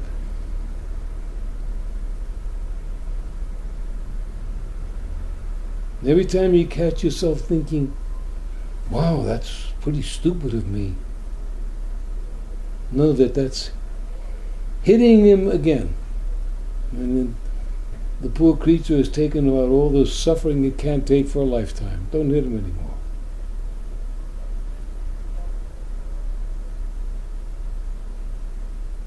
And you're not in the kind of repair that people think they want to be in. Lighten up. I did, and I think it works fine. The anger inside? Are you kidding? Go. Get out of here with that. Cover that up. It's a miracle that will kill 7 or 8 people a day.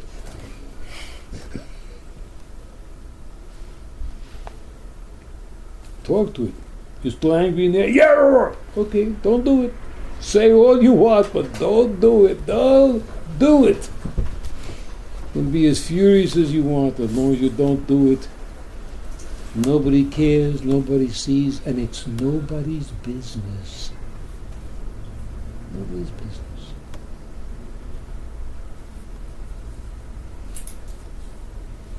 Somebody please add something. I'd like to hear from you. I learn everything from here. I'm here to learn, to steal your act. Mark, you were known to have something to say once. Thinking about some of my experiences this week, experiencing being asleep, experiencing, I guess each person has designed in them the perfect way to fall asleep. I think everyone, for someone, it might be talk to them about business. For others, it might be talk to them about magic. For this person, he wants to believe that life is going to just give him what he needs. And he still does somewhere in there believe that. But sometimes he sees that life gives him something and he takes it and he runs with it and he gets excited with it and he falls asleep. It's something of what Alex was talking about before. You can't really trust that life's going to give you what you need. It might be giving you exactly what you need to stay awake, but it needs a little shift. It needs a little perspective. And this man got very excited. He had an idea that he was going for. The little voice in the back of his head saying, "You're not getting paid for this idea." I said, "It doesn't matter. I'm being humanitarian, I'm excited by it.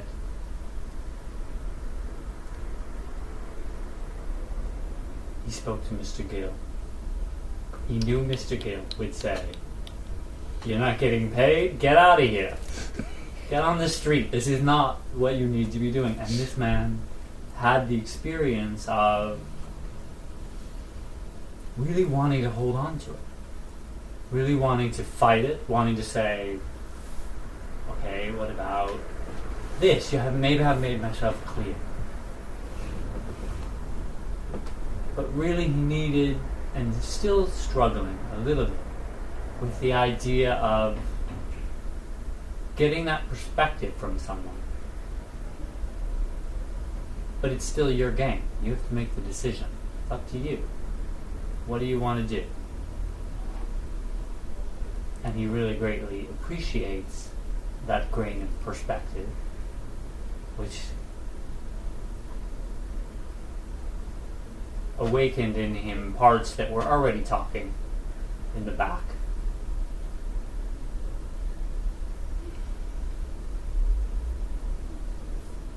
But he also is a little more cautious now when something lands in his lap. Because who knows what it is? It's What are you just going a to do thing. tomorrow? Say again? What are you going to do tomorrow? Tomorrow? About what? Tomorrow I'm going to get up and go to work and fix the problems I have at work.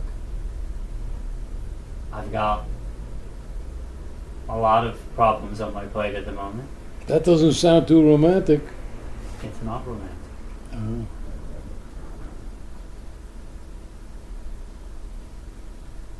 Doesn't need to be romantic. Not to say that even in the moment when Alex mentioned hearing 360, this person had an experience. He felt 360. He heard the breath. There was something romantic in that. Is that contagious? No. Being 360'd? No. I like the 360s too. You got 360'd too. I liked it. I think it can be if you are open to it being. But otherwise it might just be a bunch of words. This man is ready. I can see him with my peripheral vision that he's ready for something. Oh, I'm just stretching my back. You look tall. I know. 40 this year. 40 this year. Very young. You're the kid here, aren't you? I doubt that. Oh. Don't ask the women. A woman should never admit to being anything older than 39 if she's got a little cane and her teeth are falling out. She's 39. You know, I wanted to say something when you were talking. I had a really an impression of something, and you know, in my observation, you know, for example, when I read a book, I read the page, and it's a great page, and I go to the next page. Instead of holding on for a second and digesting what I just read. Because I always want more. I want to be high level, you know, I want to be a professional. And I want to deal with high quality problems, you know? Big ideas, most Nicole energy stuff, you know, I don't like the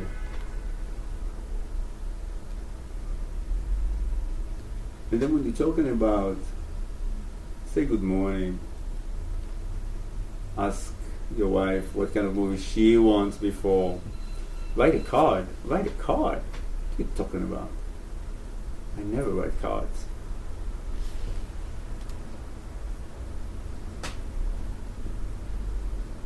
And I ask myself, why? You know what's the answer? The answer is that I want to be real. It doesn't come from a real place. Well, I'm going to write a card because it's a good idea to write. I want to be real. And this I want to be real interfere.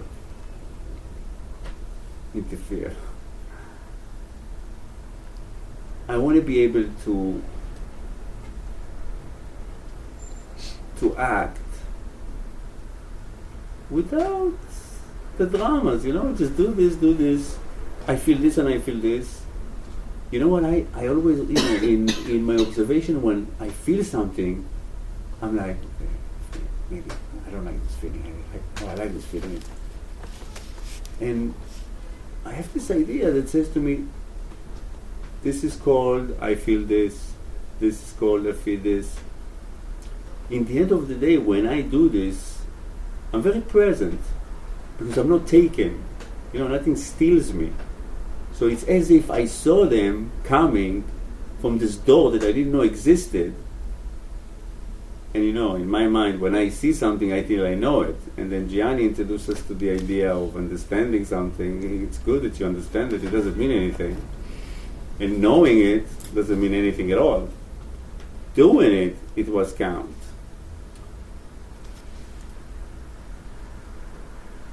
And sticking with the little things, it's what really makes it work. But it's a very strong part of me that says, come on, you've been in this work for 15 years. Come on, we gotta go advance here. So thank you for that. This was a very good observation. I felt really... 360'd. I feel 360s. All my senses were boom, Oh. all at the same time. And I liked it a lot. So thank you for that.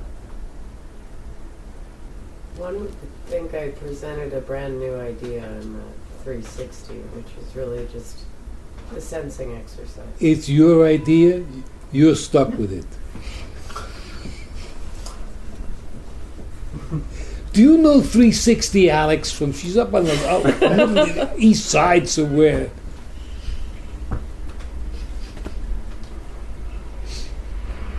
Yeah.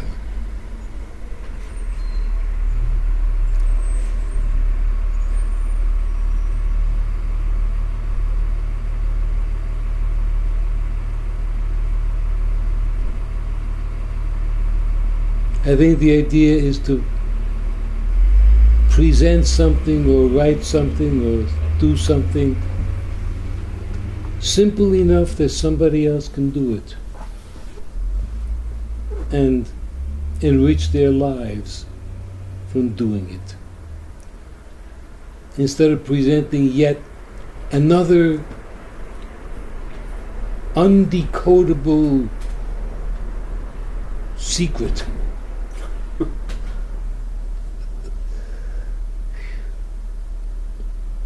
Yeah.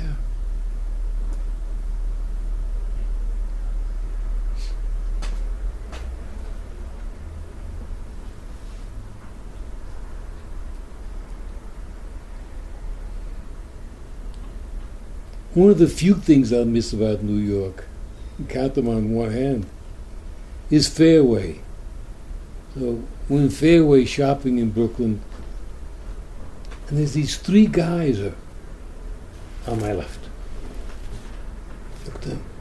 Wow, they're tall, they're good-looking guys, these firemen. Holy smoke. They got their boots, and they got their things, and their belts, and their, wow. And they talk like, how you doing? Want to get some steak? Wow, these guys are terrific, you know.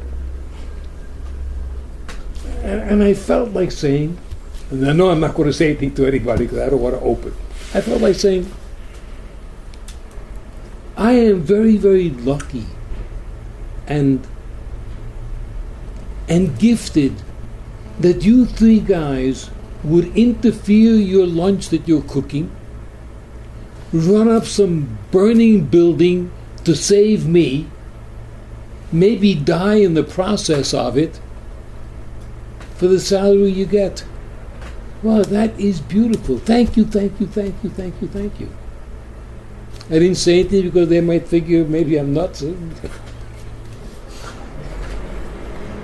But wow, that's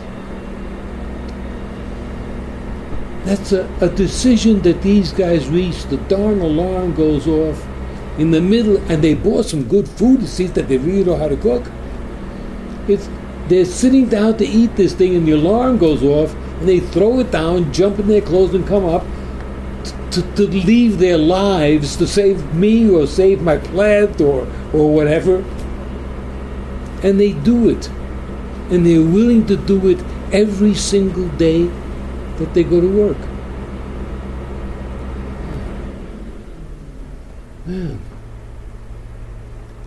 that's really admirable. Maybe they say to themselves sometimes, if they're dopey enough to have conversations like that, hey, maybe this is the last day I'll ever be alive. I'll get toasted in some stupid building for nothing. And I really felt alive. I felt good. I felt, wow, the world is now a little bit better place. And an hour later it returns to being what it usually is, but how nice to remember that there are people whose lives are involved more with doing than with philosophizing.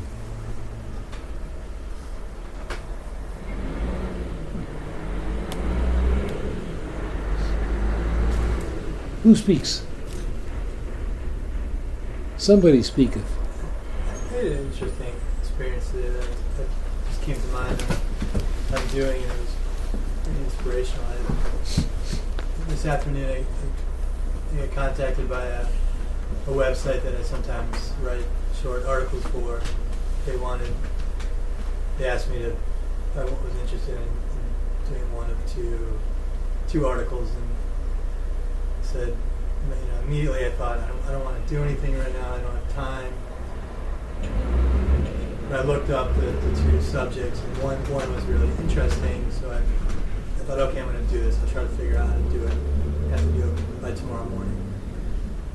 And the article is on this young artist, and he's doing this project. It's called Every Person in New York. And he's trying to draw, he's an illustrator, he's trying to draw a picture of every person who lives in New York, 8 million people. And he's done 8,300 already in 2 years. And so I started doing some research. The New York Times has written stuff on him, New York Magazine, all these places, and I think, what can I write that, or ask this guy that hasn't been done before? So it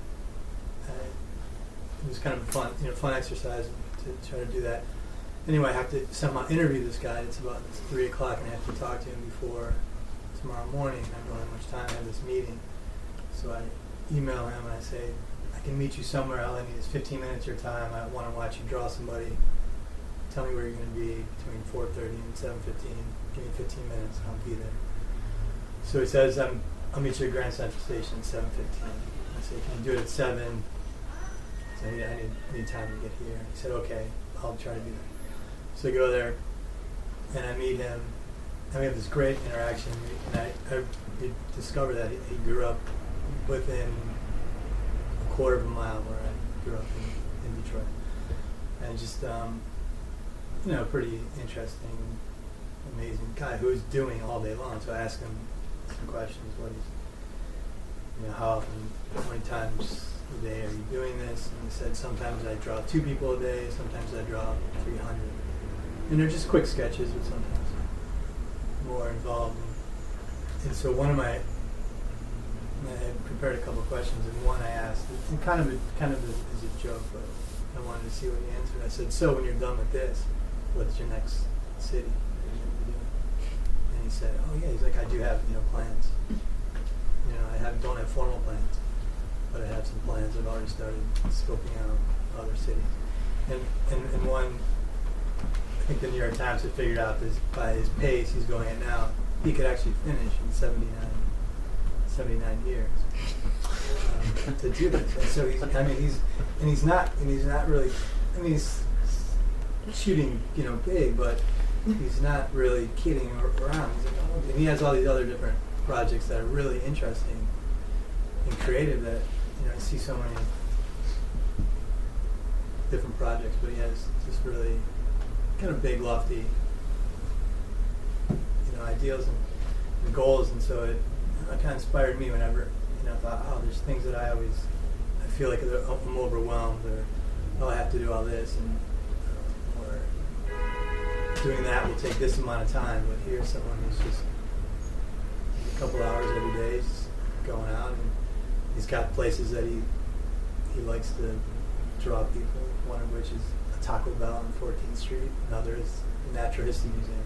So it's and he said, and in the process, he's had some pretty interesting observations. He's noticed people move faster in different parts of the city.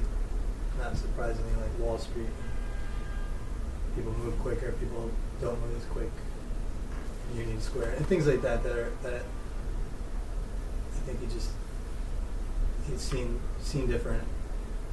He's kind of normal every day.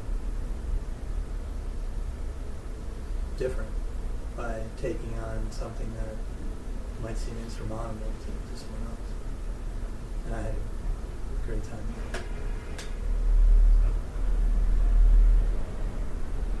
it. It was good speaking with you in your cave.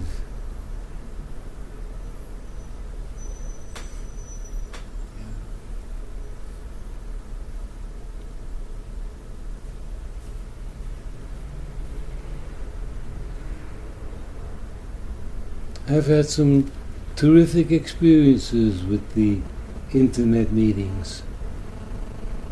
I like it a lot.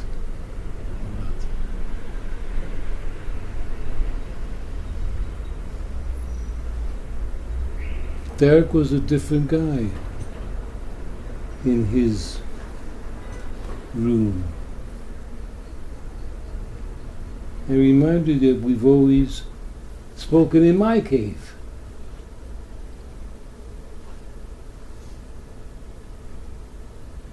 Spoke in your cave too. You open your drawer and you showed me something.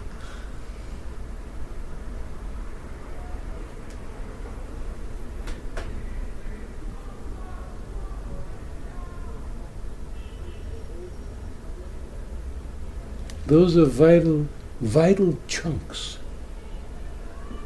Whenever possible, have the game played in your cave.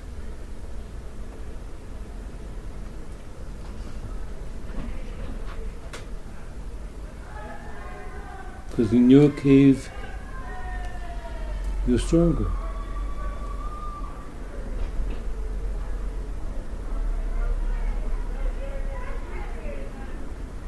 In time you get to another place along the same lines where out of your madness or what, any place you go to becomes your cave, you demand it.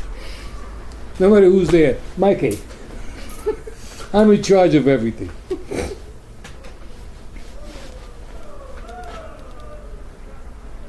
Talking to someone, and something they said brought to mind the idea that many people like to do something. They like to do something. They're going to work on this, and they just have to do that. And they're here, and they're doing this, and they feel good because they're doing this now here. And I don't think that way. I don't think that way. I like to be in the spot watching everything in the entire world that I own or think I own or think I have something to do with, and I want it all in front of me. I want to see where every piece is going and what's happening. But that's my bag. I was always like that. I never liked doing things, so I don't know how to do anything. I can't do anything. Yossi, if I made you a cup of coffee, you would die. I've had your coffee. You've had my coffee. Yeah. That's Pretty why you decent. lived. That's why you did. Yeah, it's like, and if I set toast on I burn the toast just about every single time I set it on. But I like to see that picture took that. I like to sit in some place and see the whole world, what it's doing all at once. That's what I like. So, for me, it's been a very terrific week. Meeting people. It's in a different place in the world. I knew that we could get into states, and we did. And if anybody hasn't with me, try it. Dusan tried. I tried. I did it with somebody else too. Okay. You? Yeah. So it's not hard to say, yes, he can do that. This man can get on the internet and have altered states with somebody. Of course he can do it. Because he wants to. He wants to. You wanted to. I want to. Because I believed when I started this that this could be done that way.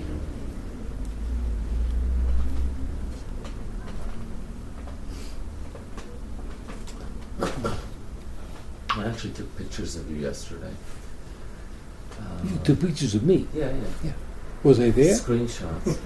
You were there. Oh, well, I'll try harder next time. And I stayed up after meeting with you until 12, working on them.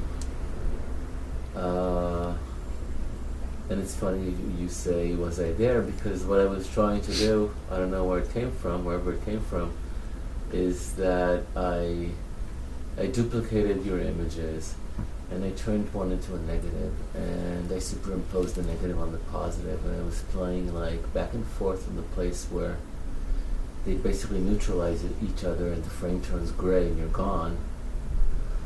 And I played with the idea of like Gil coming in, Gil leaving. They're amazing images. That's me. That's me. They're really good. I emailed you. Good. Yeah. I recorded our meeting, and the quality is amazing. I don't know if you guys know, but you can record the Skype. Very nice quality. The initials of the thing are 15 is the highest. BPK something. Does this make sense to anybody? Bits per minute, yeah. And Albert said I should try to get it. So I called my company and they said, yes, you already have it. Really good. So they sent me to their distributor or something who tested me, and it comes out that I'm operating at 13.9 of the possible 50. She says I'm very, very good. We knew that. We knew that. We could have told you that. In Brooklyn, you were operating on minus 15. The Brooklyn collection was horrible. It wasn't. I never want to think of it. In fact, before Brooklyn lets go of me, Sue, before it lets go, it's Sue would say, I want to get you one more. Today, Sue went to clean up and the boiler fell apart. We might have to buy a new hot water boiler. Really? Yes, we. Wow. It's like today was the Funniest last day, and I hired a woman to come and clean the apartment, and I had left a few things there, and I was helping her clean and take trash out and so forth, and the fuse kept blowing on my windshield wipers. And I ran out of the 30 amp fuses, and I'm like, okay, now it's going to start raining tonight, and I want to have windshield wipers. Now what am I going to do? So now I'm thinking about this, dealing with telling the cleaning woman what to do, which I hired her on someone's recommendation, and then I'm telling her, no, you got to dust first and then vacuum. And I'm like, why do I have to tell a cleaning woman she has to dust first and then vacuum? I almost got a ticket on my car, but I got out there just in time, miraculously. while I'm sweeping out my garage, a bird shits all over my car. Go back in, the boiler's leaking, and it's just flood all over the... It was just one thing after another, not being able to reach the plumber on the phone. I don't know. Do you think this has to do with negative thinking? Or is it Brooklyn's negative thinking? Anyway, I thank you all for having, again, everything I know I've learned and practiced and thought about for you people. Harry, I get very little from Harry. He's out of it a lot. Last thing he does, he grabs his bone and he runs around in a huge circle for the entire room. Maybe 25 times he runs in the circle. Finally he sits down and he eats it. So, this is it. Oh, if I have not received your envelope, please, I'm going to leave my black briefcase out. You can throw the envelope in there. If you've given me cash and I forget that you've given me because it'll become a mess. By the time the next 4 or 5 people join in, it will definitely be a mess. So maybe Pam has an old envelope from some old company that you used to own or I something. have a box of envelopes sitting on Pam's dresser over there. I use for the group. I want to use them. You brought the... I have envelopes. That's very big of you. But they're in Pam's bedroom? They're not. They're over there by your desk. He's going to give you envelopes. Going to give me envelopes. I really don't want the envelopes unless there's something in it. But when you put something in it, sign your name. Because I think I'm walking around with a few green things. I don't know who gave them to me. You did. You gave. Pam and I haven't spoken yet. And I'm not used to living without hearing your voice at least once. We want Pamela.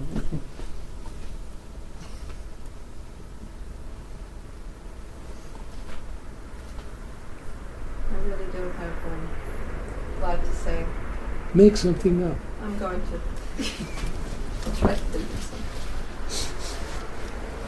something. So basically, I think every day is the same in terms of just gathering energy to do what I do at the UN. And I would say I have probably about 5 times or 10 times as much work to do that I've taken on. And just basically focusing on using my mind to create.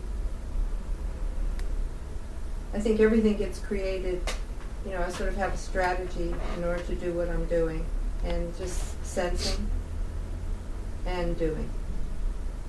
So being that type of machine that senses deeply, doesn't have negative thoughts, and then manifests the next thing. And that's what I've been doing every day, 7 days a week, with entertainment in between. But my ability to focus has increased tremendously over the last, I think, 3 or 4 months. And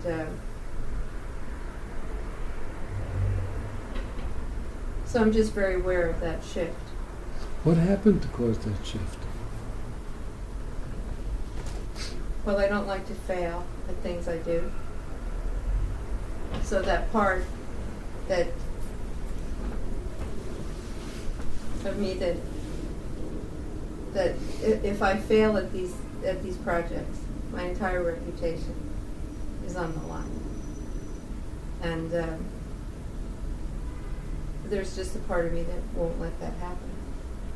So because of that, I have to become more capable. And a lot of it is working with people who are just extremely good at what they do. And if we don't have that magnetic kind of team spirit, it's like mountain climbing. If you're with a team, and it's dependent on everyone functioning. And I do think that functioning comes from a deep spiritual sensibility, as Gil would always say, the invisible. I feel very much like I'm just standing there, counting on that part, which translates into people. There are people that I work with at the UN, that we all have to do our job. We're working with communities around the world. We're working with the cosmetic industry to match with communities. We've taken on working with the United Nations Development Program to write all these case histories. These are all areas that I'm not really that versed in, and it does take a team effort. But it's everything. It's everything in my personal life. It's every person I come across every day. So it feels very much like a wave. The part that is next is, again, it needs more and more funds. Right now the focus is on, I have a project where I made a commitment to, because you just have to start things. We all talk about it, you just have to begin. If you never begin, like the guy who's making all the portraits, that then it won't happen at all. So we have a commitment to educate 10 girls in Africa, and it's workshops. It's not just schooling. It's taking care of their clothes, their books, and so we've managed for 1 year, but it's wanting to have people choose to pledge $1,500 for the year. We did some of this on Facebook with Mark Lehman. I got behind it. Derek has done a certain amount of the writing of our whole new website, and so it's finding people who want to make that type of commitment. First for 1 year and then for 8 years. So I've taken on a number of things like that, and I just know that the work that I've done here is how it all happens, how it's always happened, and Gil adding in his prayers. Like the whole thing is this deeper part of self, having been trained here, and needing to take on things that I can't do, that I can do but I haven't done yet. And I pretty much say yes to everything that comes my way from this sensibility of that's for me. So I feel very good about that. And I thank everyone here. Thank you, Albert, for encouraging me to speak. You've decided that you're going to allow happiness to visit you and stay. It's a conscious decision. There's no longer room to almost admit despair, no, despair is gone, and the decision has been made to be in the hands of happiness. Like the decision gets made to be in the hands of the invisible. So it frees the mind. It's now in the hands of the invisible. It will do it. And very much I include all the beings, like my cats and the dogs and all these things. I know that when I decide to walk, I'll be with this circle of beings that will walk with me. And The exchange that a living person can give to a deceased entity is equal to the energy that the deceased entity can give to a living person. And that exchange must be as if to say what Lord Pentland said about the feet and the sky, to take it to the living and the non-living this way and this way, the same difference. They cannot be without the other. If this part forgets its connection to the invisible, it starts to waver. And the invisible can almost be heard to cry that they've been forgotten, and they don't wish to be forgotten.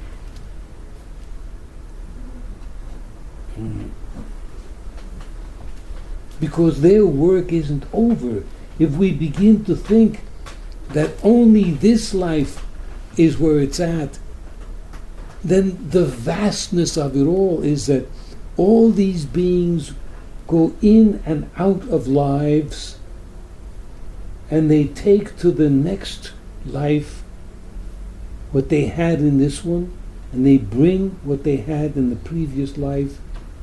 So the beings that we're surrounded with in the invisible are an entire geography of all the things that can be. And I get this very strong feeling with Ida.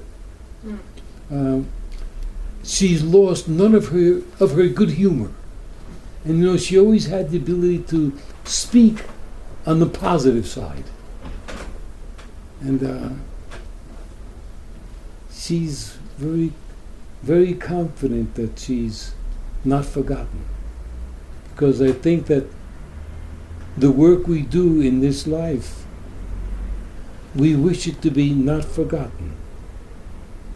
That we came here to do something, and if that something that we came to do was important enough to come to do it, then it's important enough to not be cast aside with ourselves. I was just thinking as Gil was speaking, there's something so powerful in being able to do something for another person. The people that I work with, I mean, there's such satisfaction, and they're all over the world. They're leaders in their own communities, indigenous leaders. They're in the rainforest. They're completely organized and have all this extraordinary capacity and a relationship to the earth. Others are fighting, being tortured, being gotten out of jail. So when you sort of go to the internet at night, there's 20 or 30 people that you have the ability as an individual, and the other individuals I work with, and anyone who joins in, that you actually change the life of a whole community in the Amazon or in India or whatever. And to know that by just that the sense of there's one more person you can do something for. It's an extraordinary. It's in your mind all the time. They're all sort of there, and even though all these people have had such a struggle, they all have such great humor and such a great sensibility. And that energy that we have in working, they have that energy from what they've done. And I just want to also, this person I didn't thank is Alex. And Alex has always had such an interest in everything that I've been doing. And I feel that she really keeps that in her consciousness and finds ways to support what I do, as other people have done here. And I thank you all for your support. Well then, good night. Thank you again. Max.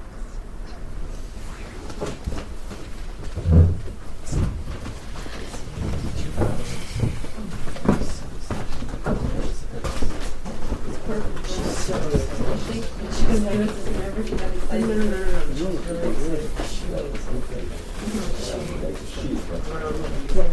us your address and Pennsylvania. Sure.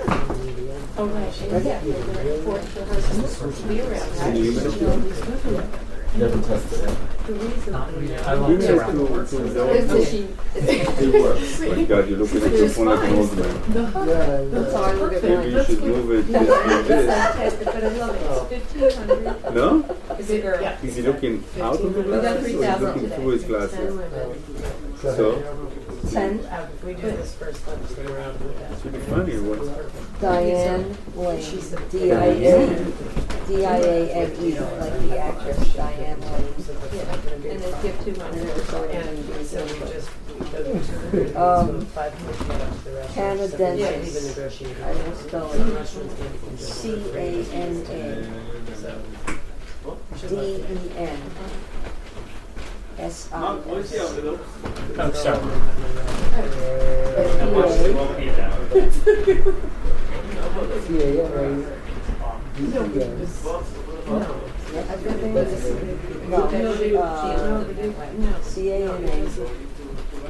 C-A-N-A-D-E-N-S-I-S.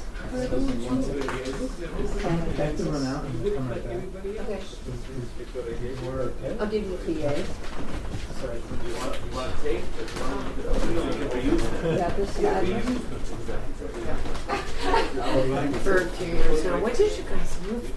18325. My dad and I were arguing about it, debating. I He was think like, we no, bought it's the it. same year as I did. It's been 4.5 years. No, we had a lot of that. It's 5 years, I five think and we a bought it, I half. think we bought it in 02. I'm pretty sure. You were there before Dad moved upstate, and he was Right, saying it was yeah, the same year, right. and I said I think it's longer. I don't know. I think it was 02. 02 It or was 03. after 9/11. It was a little ways. Maybe Yeah. 03. Yeah, somewhere around there. 02 Though. or Yeah, 03, yeah. yeah. 02 or 03. The hunt went on for a little while. Yeah. So, But That's I'm good. 9 mile. so you guys have to come up. Everyone has to come up. Not yet. I might have to come up sooner than later. I got that sideline dream. I've never found respect for what you do with skills people's stuff. Of what? How to place people's stuff. Yeah. Sounds like a lot of mergings going on. A lot of Good to see you, Sean. Good to see you. I told you the other day I went to see something I didn't know. So, yeah. There's Oh, George Garfield. George Yeah, Garfield. he's very good. yeah, the few of his students. Oh, yeah. Okay. Probably they do Sunday class every month. I think it's NYU type Uh-huh. thing. So we have people teaching NYU with their students. And these were very good. Yeah, he's very active. Yeah, Yeah. yeah. Seems to be a very nice guy. I don't know him. I don't know him personally. I know his plan. But I've never met him. One of the first few times I saw with four young players, and all of them were like smiling, laughing, having fun. You know, it was very, very interesting because they're serious and obviously, you know, with them they had a good, you know, kind of connection and they felt comfortable, enjoying and I'm glad playing. he's passing that on. Yeah. He should have fun. Where are you going to teach? NYU. They're going to give you a good salary as a teacher. Yeah, that's something I never So wanted to get into. politics. That academia. It's all That's politics. not for me. I don't like people telling me what to I totally understand. That's why I'm in academia as well. Great to see you. do. Yeah, likewise, Sean. Good luck with the boiler. Oh, it's good. See, I already got it. And so now, today I was like, look, Ralph the plumber is like, Ralph. Yeah. So I ended up, I'm working on my wife. I said, Promise to Ralph, to throw away Do anything something. that you know, I gotta go to Florida 6 months. on They were Tuesday. 3 months. And we're says supposed to if I close reduce on it in Friday, 6 months and it's supposedly. not like winter So or I was like, you know, when is summer that? thing, Next it's week, right what's away. going to happen here? He's like, See what give me the key. I got it. We have a basement. So I was like, beautiful. Right, we got a great father. Yeah, he's good. Winter You know, might be he's better. so careful. Yeah. And there's a lot of people, the guys were good. You know, his dad was a professional. Yeah, he's a good guy. Give me the key. You're not having cake and singing.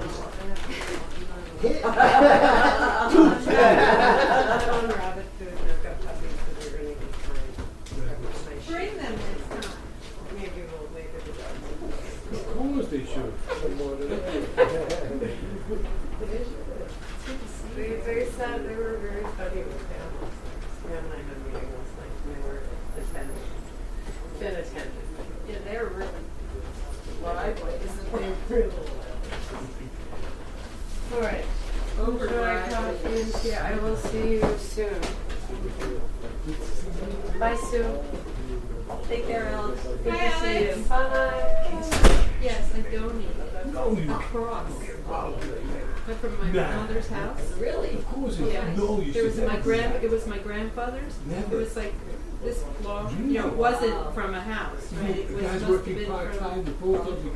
Yeah. He's not It going to was do like anything this about it long. with it. You know, the crisscross part this wide, and like nothing in the house that I want to just go to lost, right? So That's not the green bar face. And the postal service, so that's about it. and so Nina, who works for You me, got my address. was Bulgarian. I've been to You her better all of a country sudden and her family. less. And her uncle, no, her grandfather, they wanted to build a church before the Russian takeover. And so now they're building a church. So of course went to the church. And she took it off the plane as a carry-on. Really? Yeah. So probably look the scans at that. And her grandfather, Take it apart and see what you can Lehman. so her grandfather sent Pamela, this where's out. Lehman? Very You know where he is tonight? Who? Lehman. No. Lehman said he would be here. And Joan said Joan she'd be here. Well, she's not here. That was strange. And I made a note of it because Yossi was guarding the door, right? Yeah. I definitely told Joan the door will close at 8. She said, she called me to say she was coming Uh-huh. 2 days ago, and she said she would be here at 7:55. Well, she wasn't. But, Close. I was here at no, but 7. she's very prompt. She is. I know. Yeah. That's odd. It was, right? Yeah. And But- also, why would Lehman say it was something But I have to ask Yossi, did he stay down there till 8 o'clock? He must have. Because, look, like I was talking to you guys in there at 10 of 8, and then Yossi came up. I'm sure Yossi stayed till 8. I wasn't keeping track of that. But the chum didn't come. I was really surprised. She's very punctual. I guess, even though I haven't seen her in 20-some years, I know she's punctual. Oh, yeah, she is. Yeah, she's good. Well, We'll whip her anyway. was she taking public transportation? On 29th Street? Oh. So that's where she did. The magic envelopes. Yeah, I wonder why he had a little mouth. Oh, boy. Do take do some interviews. April. This guy coming from deep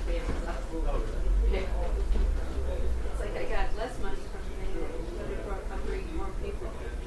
Because I'm just getting clever. You know, I'm not even getting clever. I insist upon it. Because there's certain people you can feel them really. They're from all over the world. They're pushing, they're doing things, right? And like what they're doing needs to sort of happen. Like the potential, right? They can't be kept back. And I can hear them. I would do my part. I mean, it is. You feel that like they're pushing.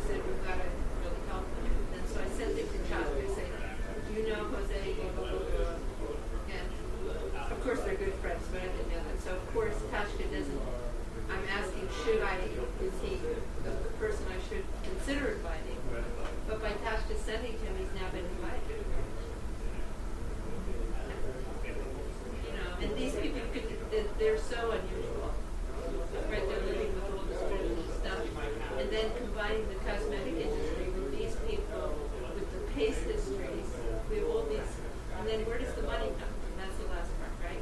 So you just stand there and you go, okay, if I don't get the work done, these people won't work together, right? If Nina disappears, I'm standing, but somewhere it works out.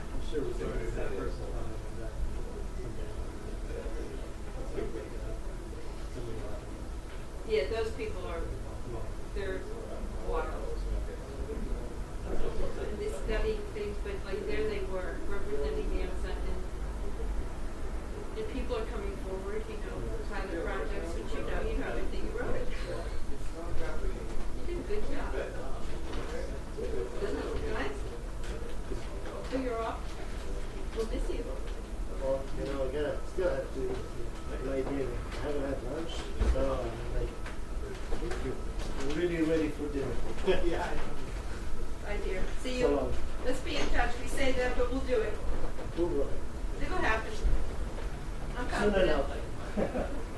Take care. Bye, Mark. Something's coming up for us.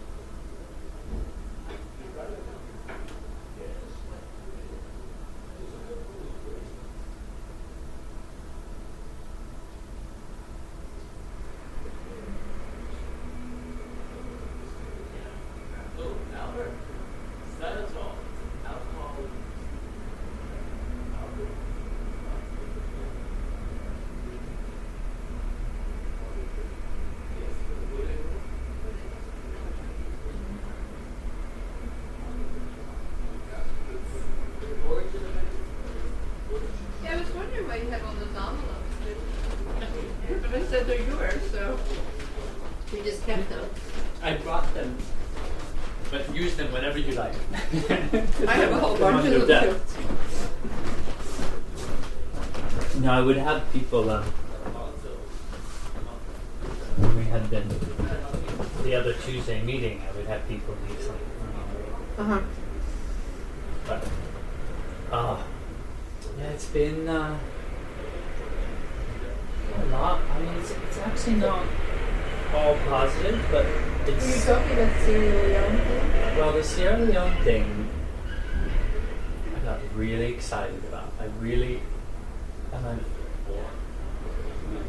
Mostly because of what I was doing, which was just, I was designing this whole thing of how I could make this Right. work. And that got me really interested. Was the process.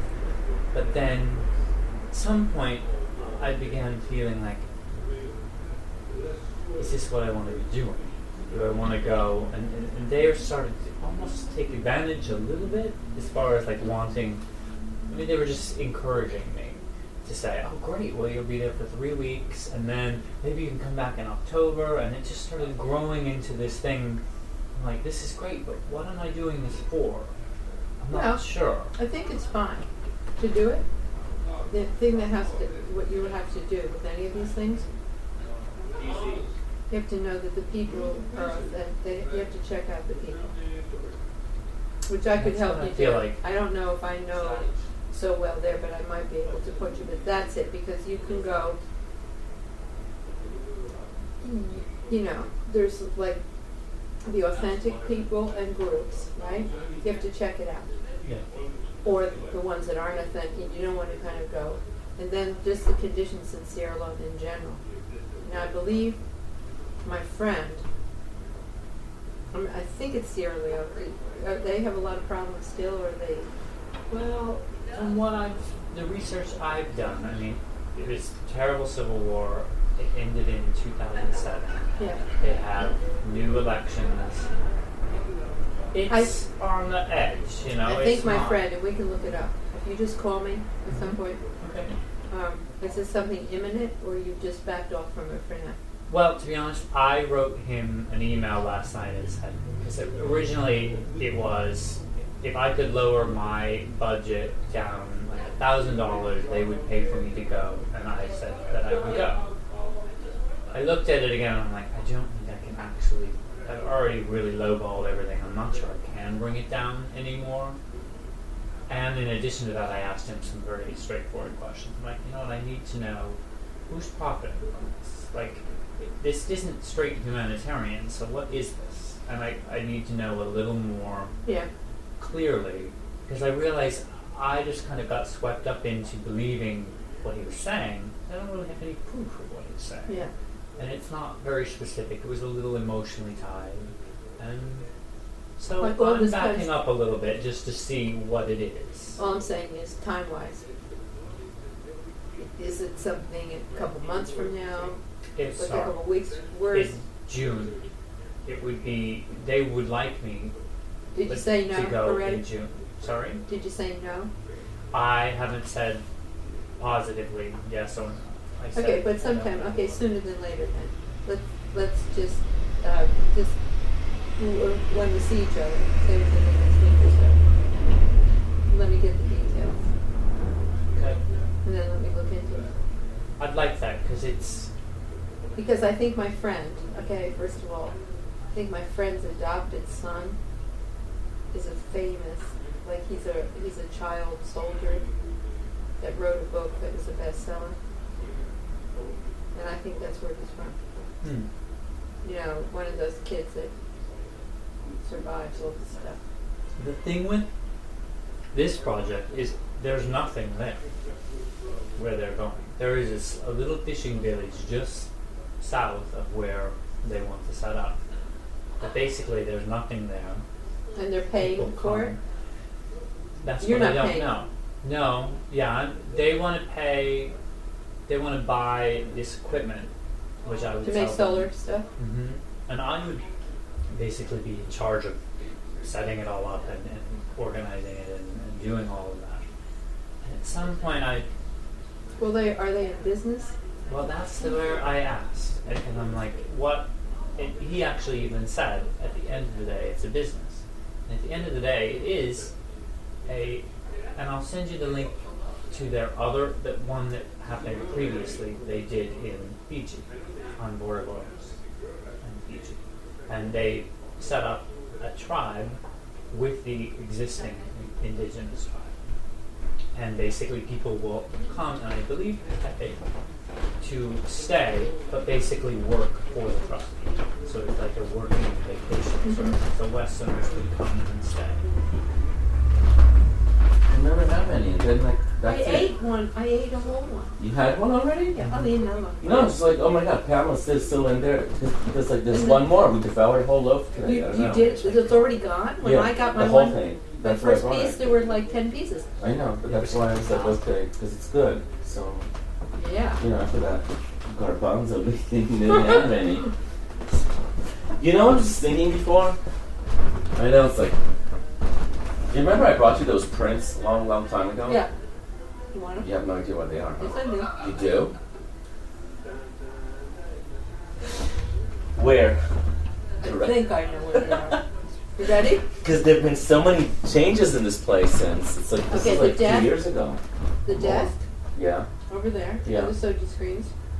To the right. Maybe. If not, I'll know where else to it was look. it was a plastic container, like plastic. It was black. Yeah, black plastic thing. I know. I think I know where it is. If it's not there, on the go to the right. The Here. space in between the desk. And this. No, that's someone else's. Like, there's a folder here, but it's not mine. Okay. There's this thing. Don't worry about it now, Pam.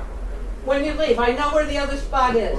No, I'm about to leave, but we can just do Hold it on. time because you're talking. Don't worry about it now. I'm gonna look Waited all at my. this time for the wait more. Let's see. It's on the shelf there. If it's not there.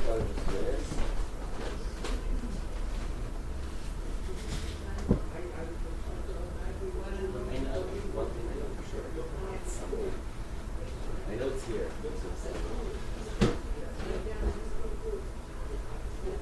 Got it. You got it? Yeah. See? Can you believe it? You don't have money lying around here, right? Yeah, it is. Well, down the envelopes. Oh, yeah, cool. You know, so it doesn't You go. know what? That's right. You could Yeah, I mean, just go into the wrong bag.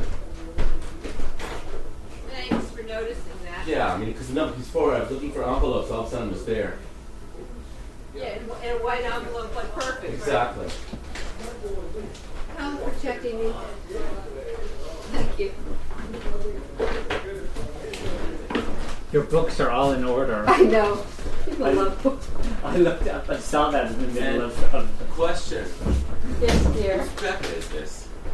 Mine. It's yours? Sorry. Let me see it. I had to try it on. I thought, oh my god, look at this jacket. I thought it was- Zipper's broken. I thought it was Sue's. Yeah. Amazing jacket, isn't it? Yeah. One night when I go to openings, I'll come by and like All right. borrow it. Whatever you want. Yep, they got into the bookshelf being organized. I know, I was like, wow, it's all in order again. It's like a library.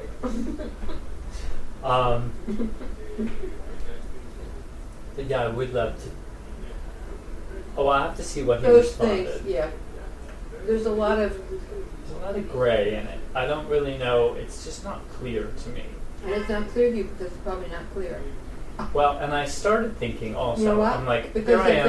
if there wasn't something askew, you probably wouldn't feel this way. Well, I also thought, oh, wait a minute, we're going in June, and if you're getting me last minute, and I'm basically powering everything, what else are you getting last minute and don't know what you're getting? So I also started worrying a little bit. I'm like, oh, I don't know if I'm going to show up and there'll be no water, or no, like, you know, all sorts of things could go. You just have to know that the people are for real. And people know. I mean, this can be researched. Yeah. And it might take a while. I wouldn't say, The guy who started it, his name is Ben. email me a budget. Sorry. His name is Ben. Ben Keane, who started the first one. Until we meet again. British. Good night. So be prepared for interview. I will. What language should I brush up on? You know, it'd be great if you could learn Portuguese. Okay, next couple weeks we can probably do it. No problem. Rosetta Stone. Portuguese is a great language.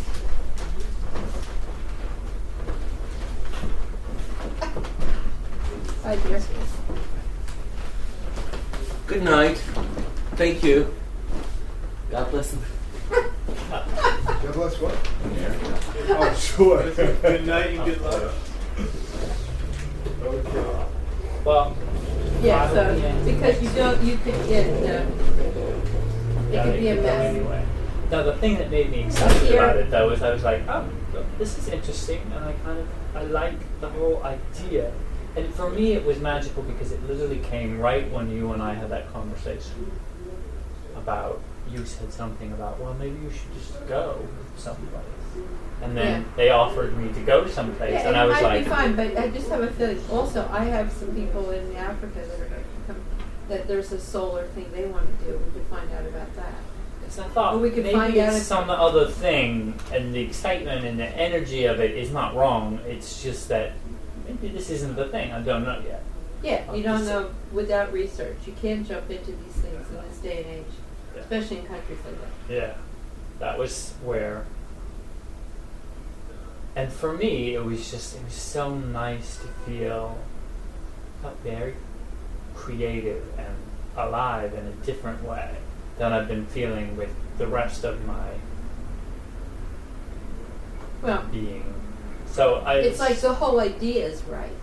The there's whole something idea, about the idea that's, right, where you could jump out and do, in other words, and do things without it being a job, to get experiences like that are like what you're talking about with Hawaii. In other words, there's things out there, right?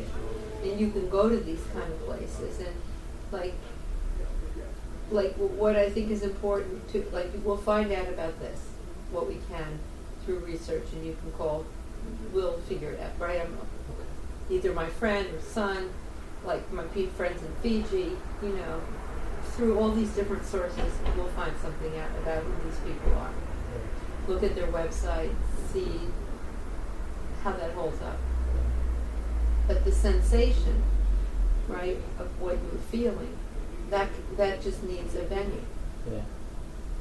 But what you want to do is pop out, have an experience, and if you're balanced about it, you can pop out on your vacation time.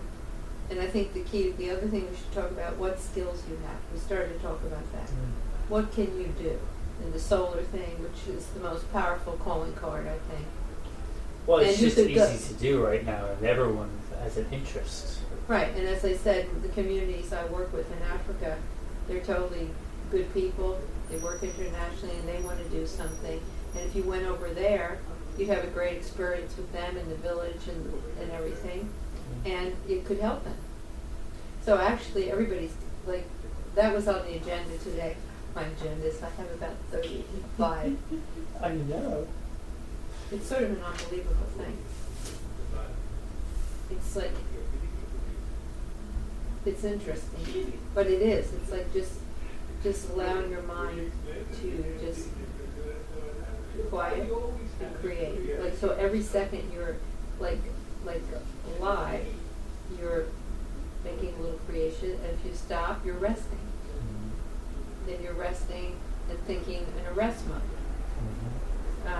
But I want to talk to you about the solar. I want to find out what they're doing with solar in Africa, because it just came up. It was on the email today, and that one of my partners wants to do more with that. Well, there's something. What did they want you to do?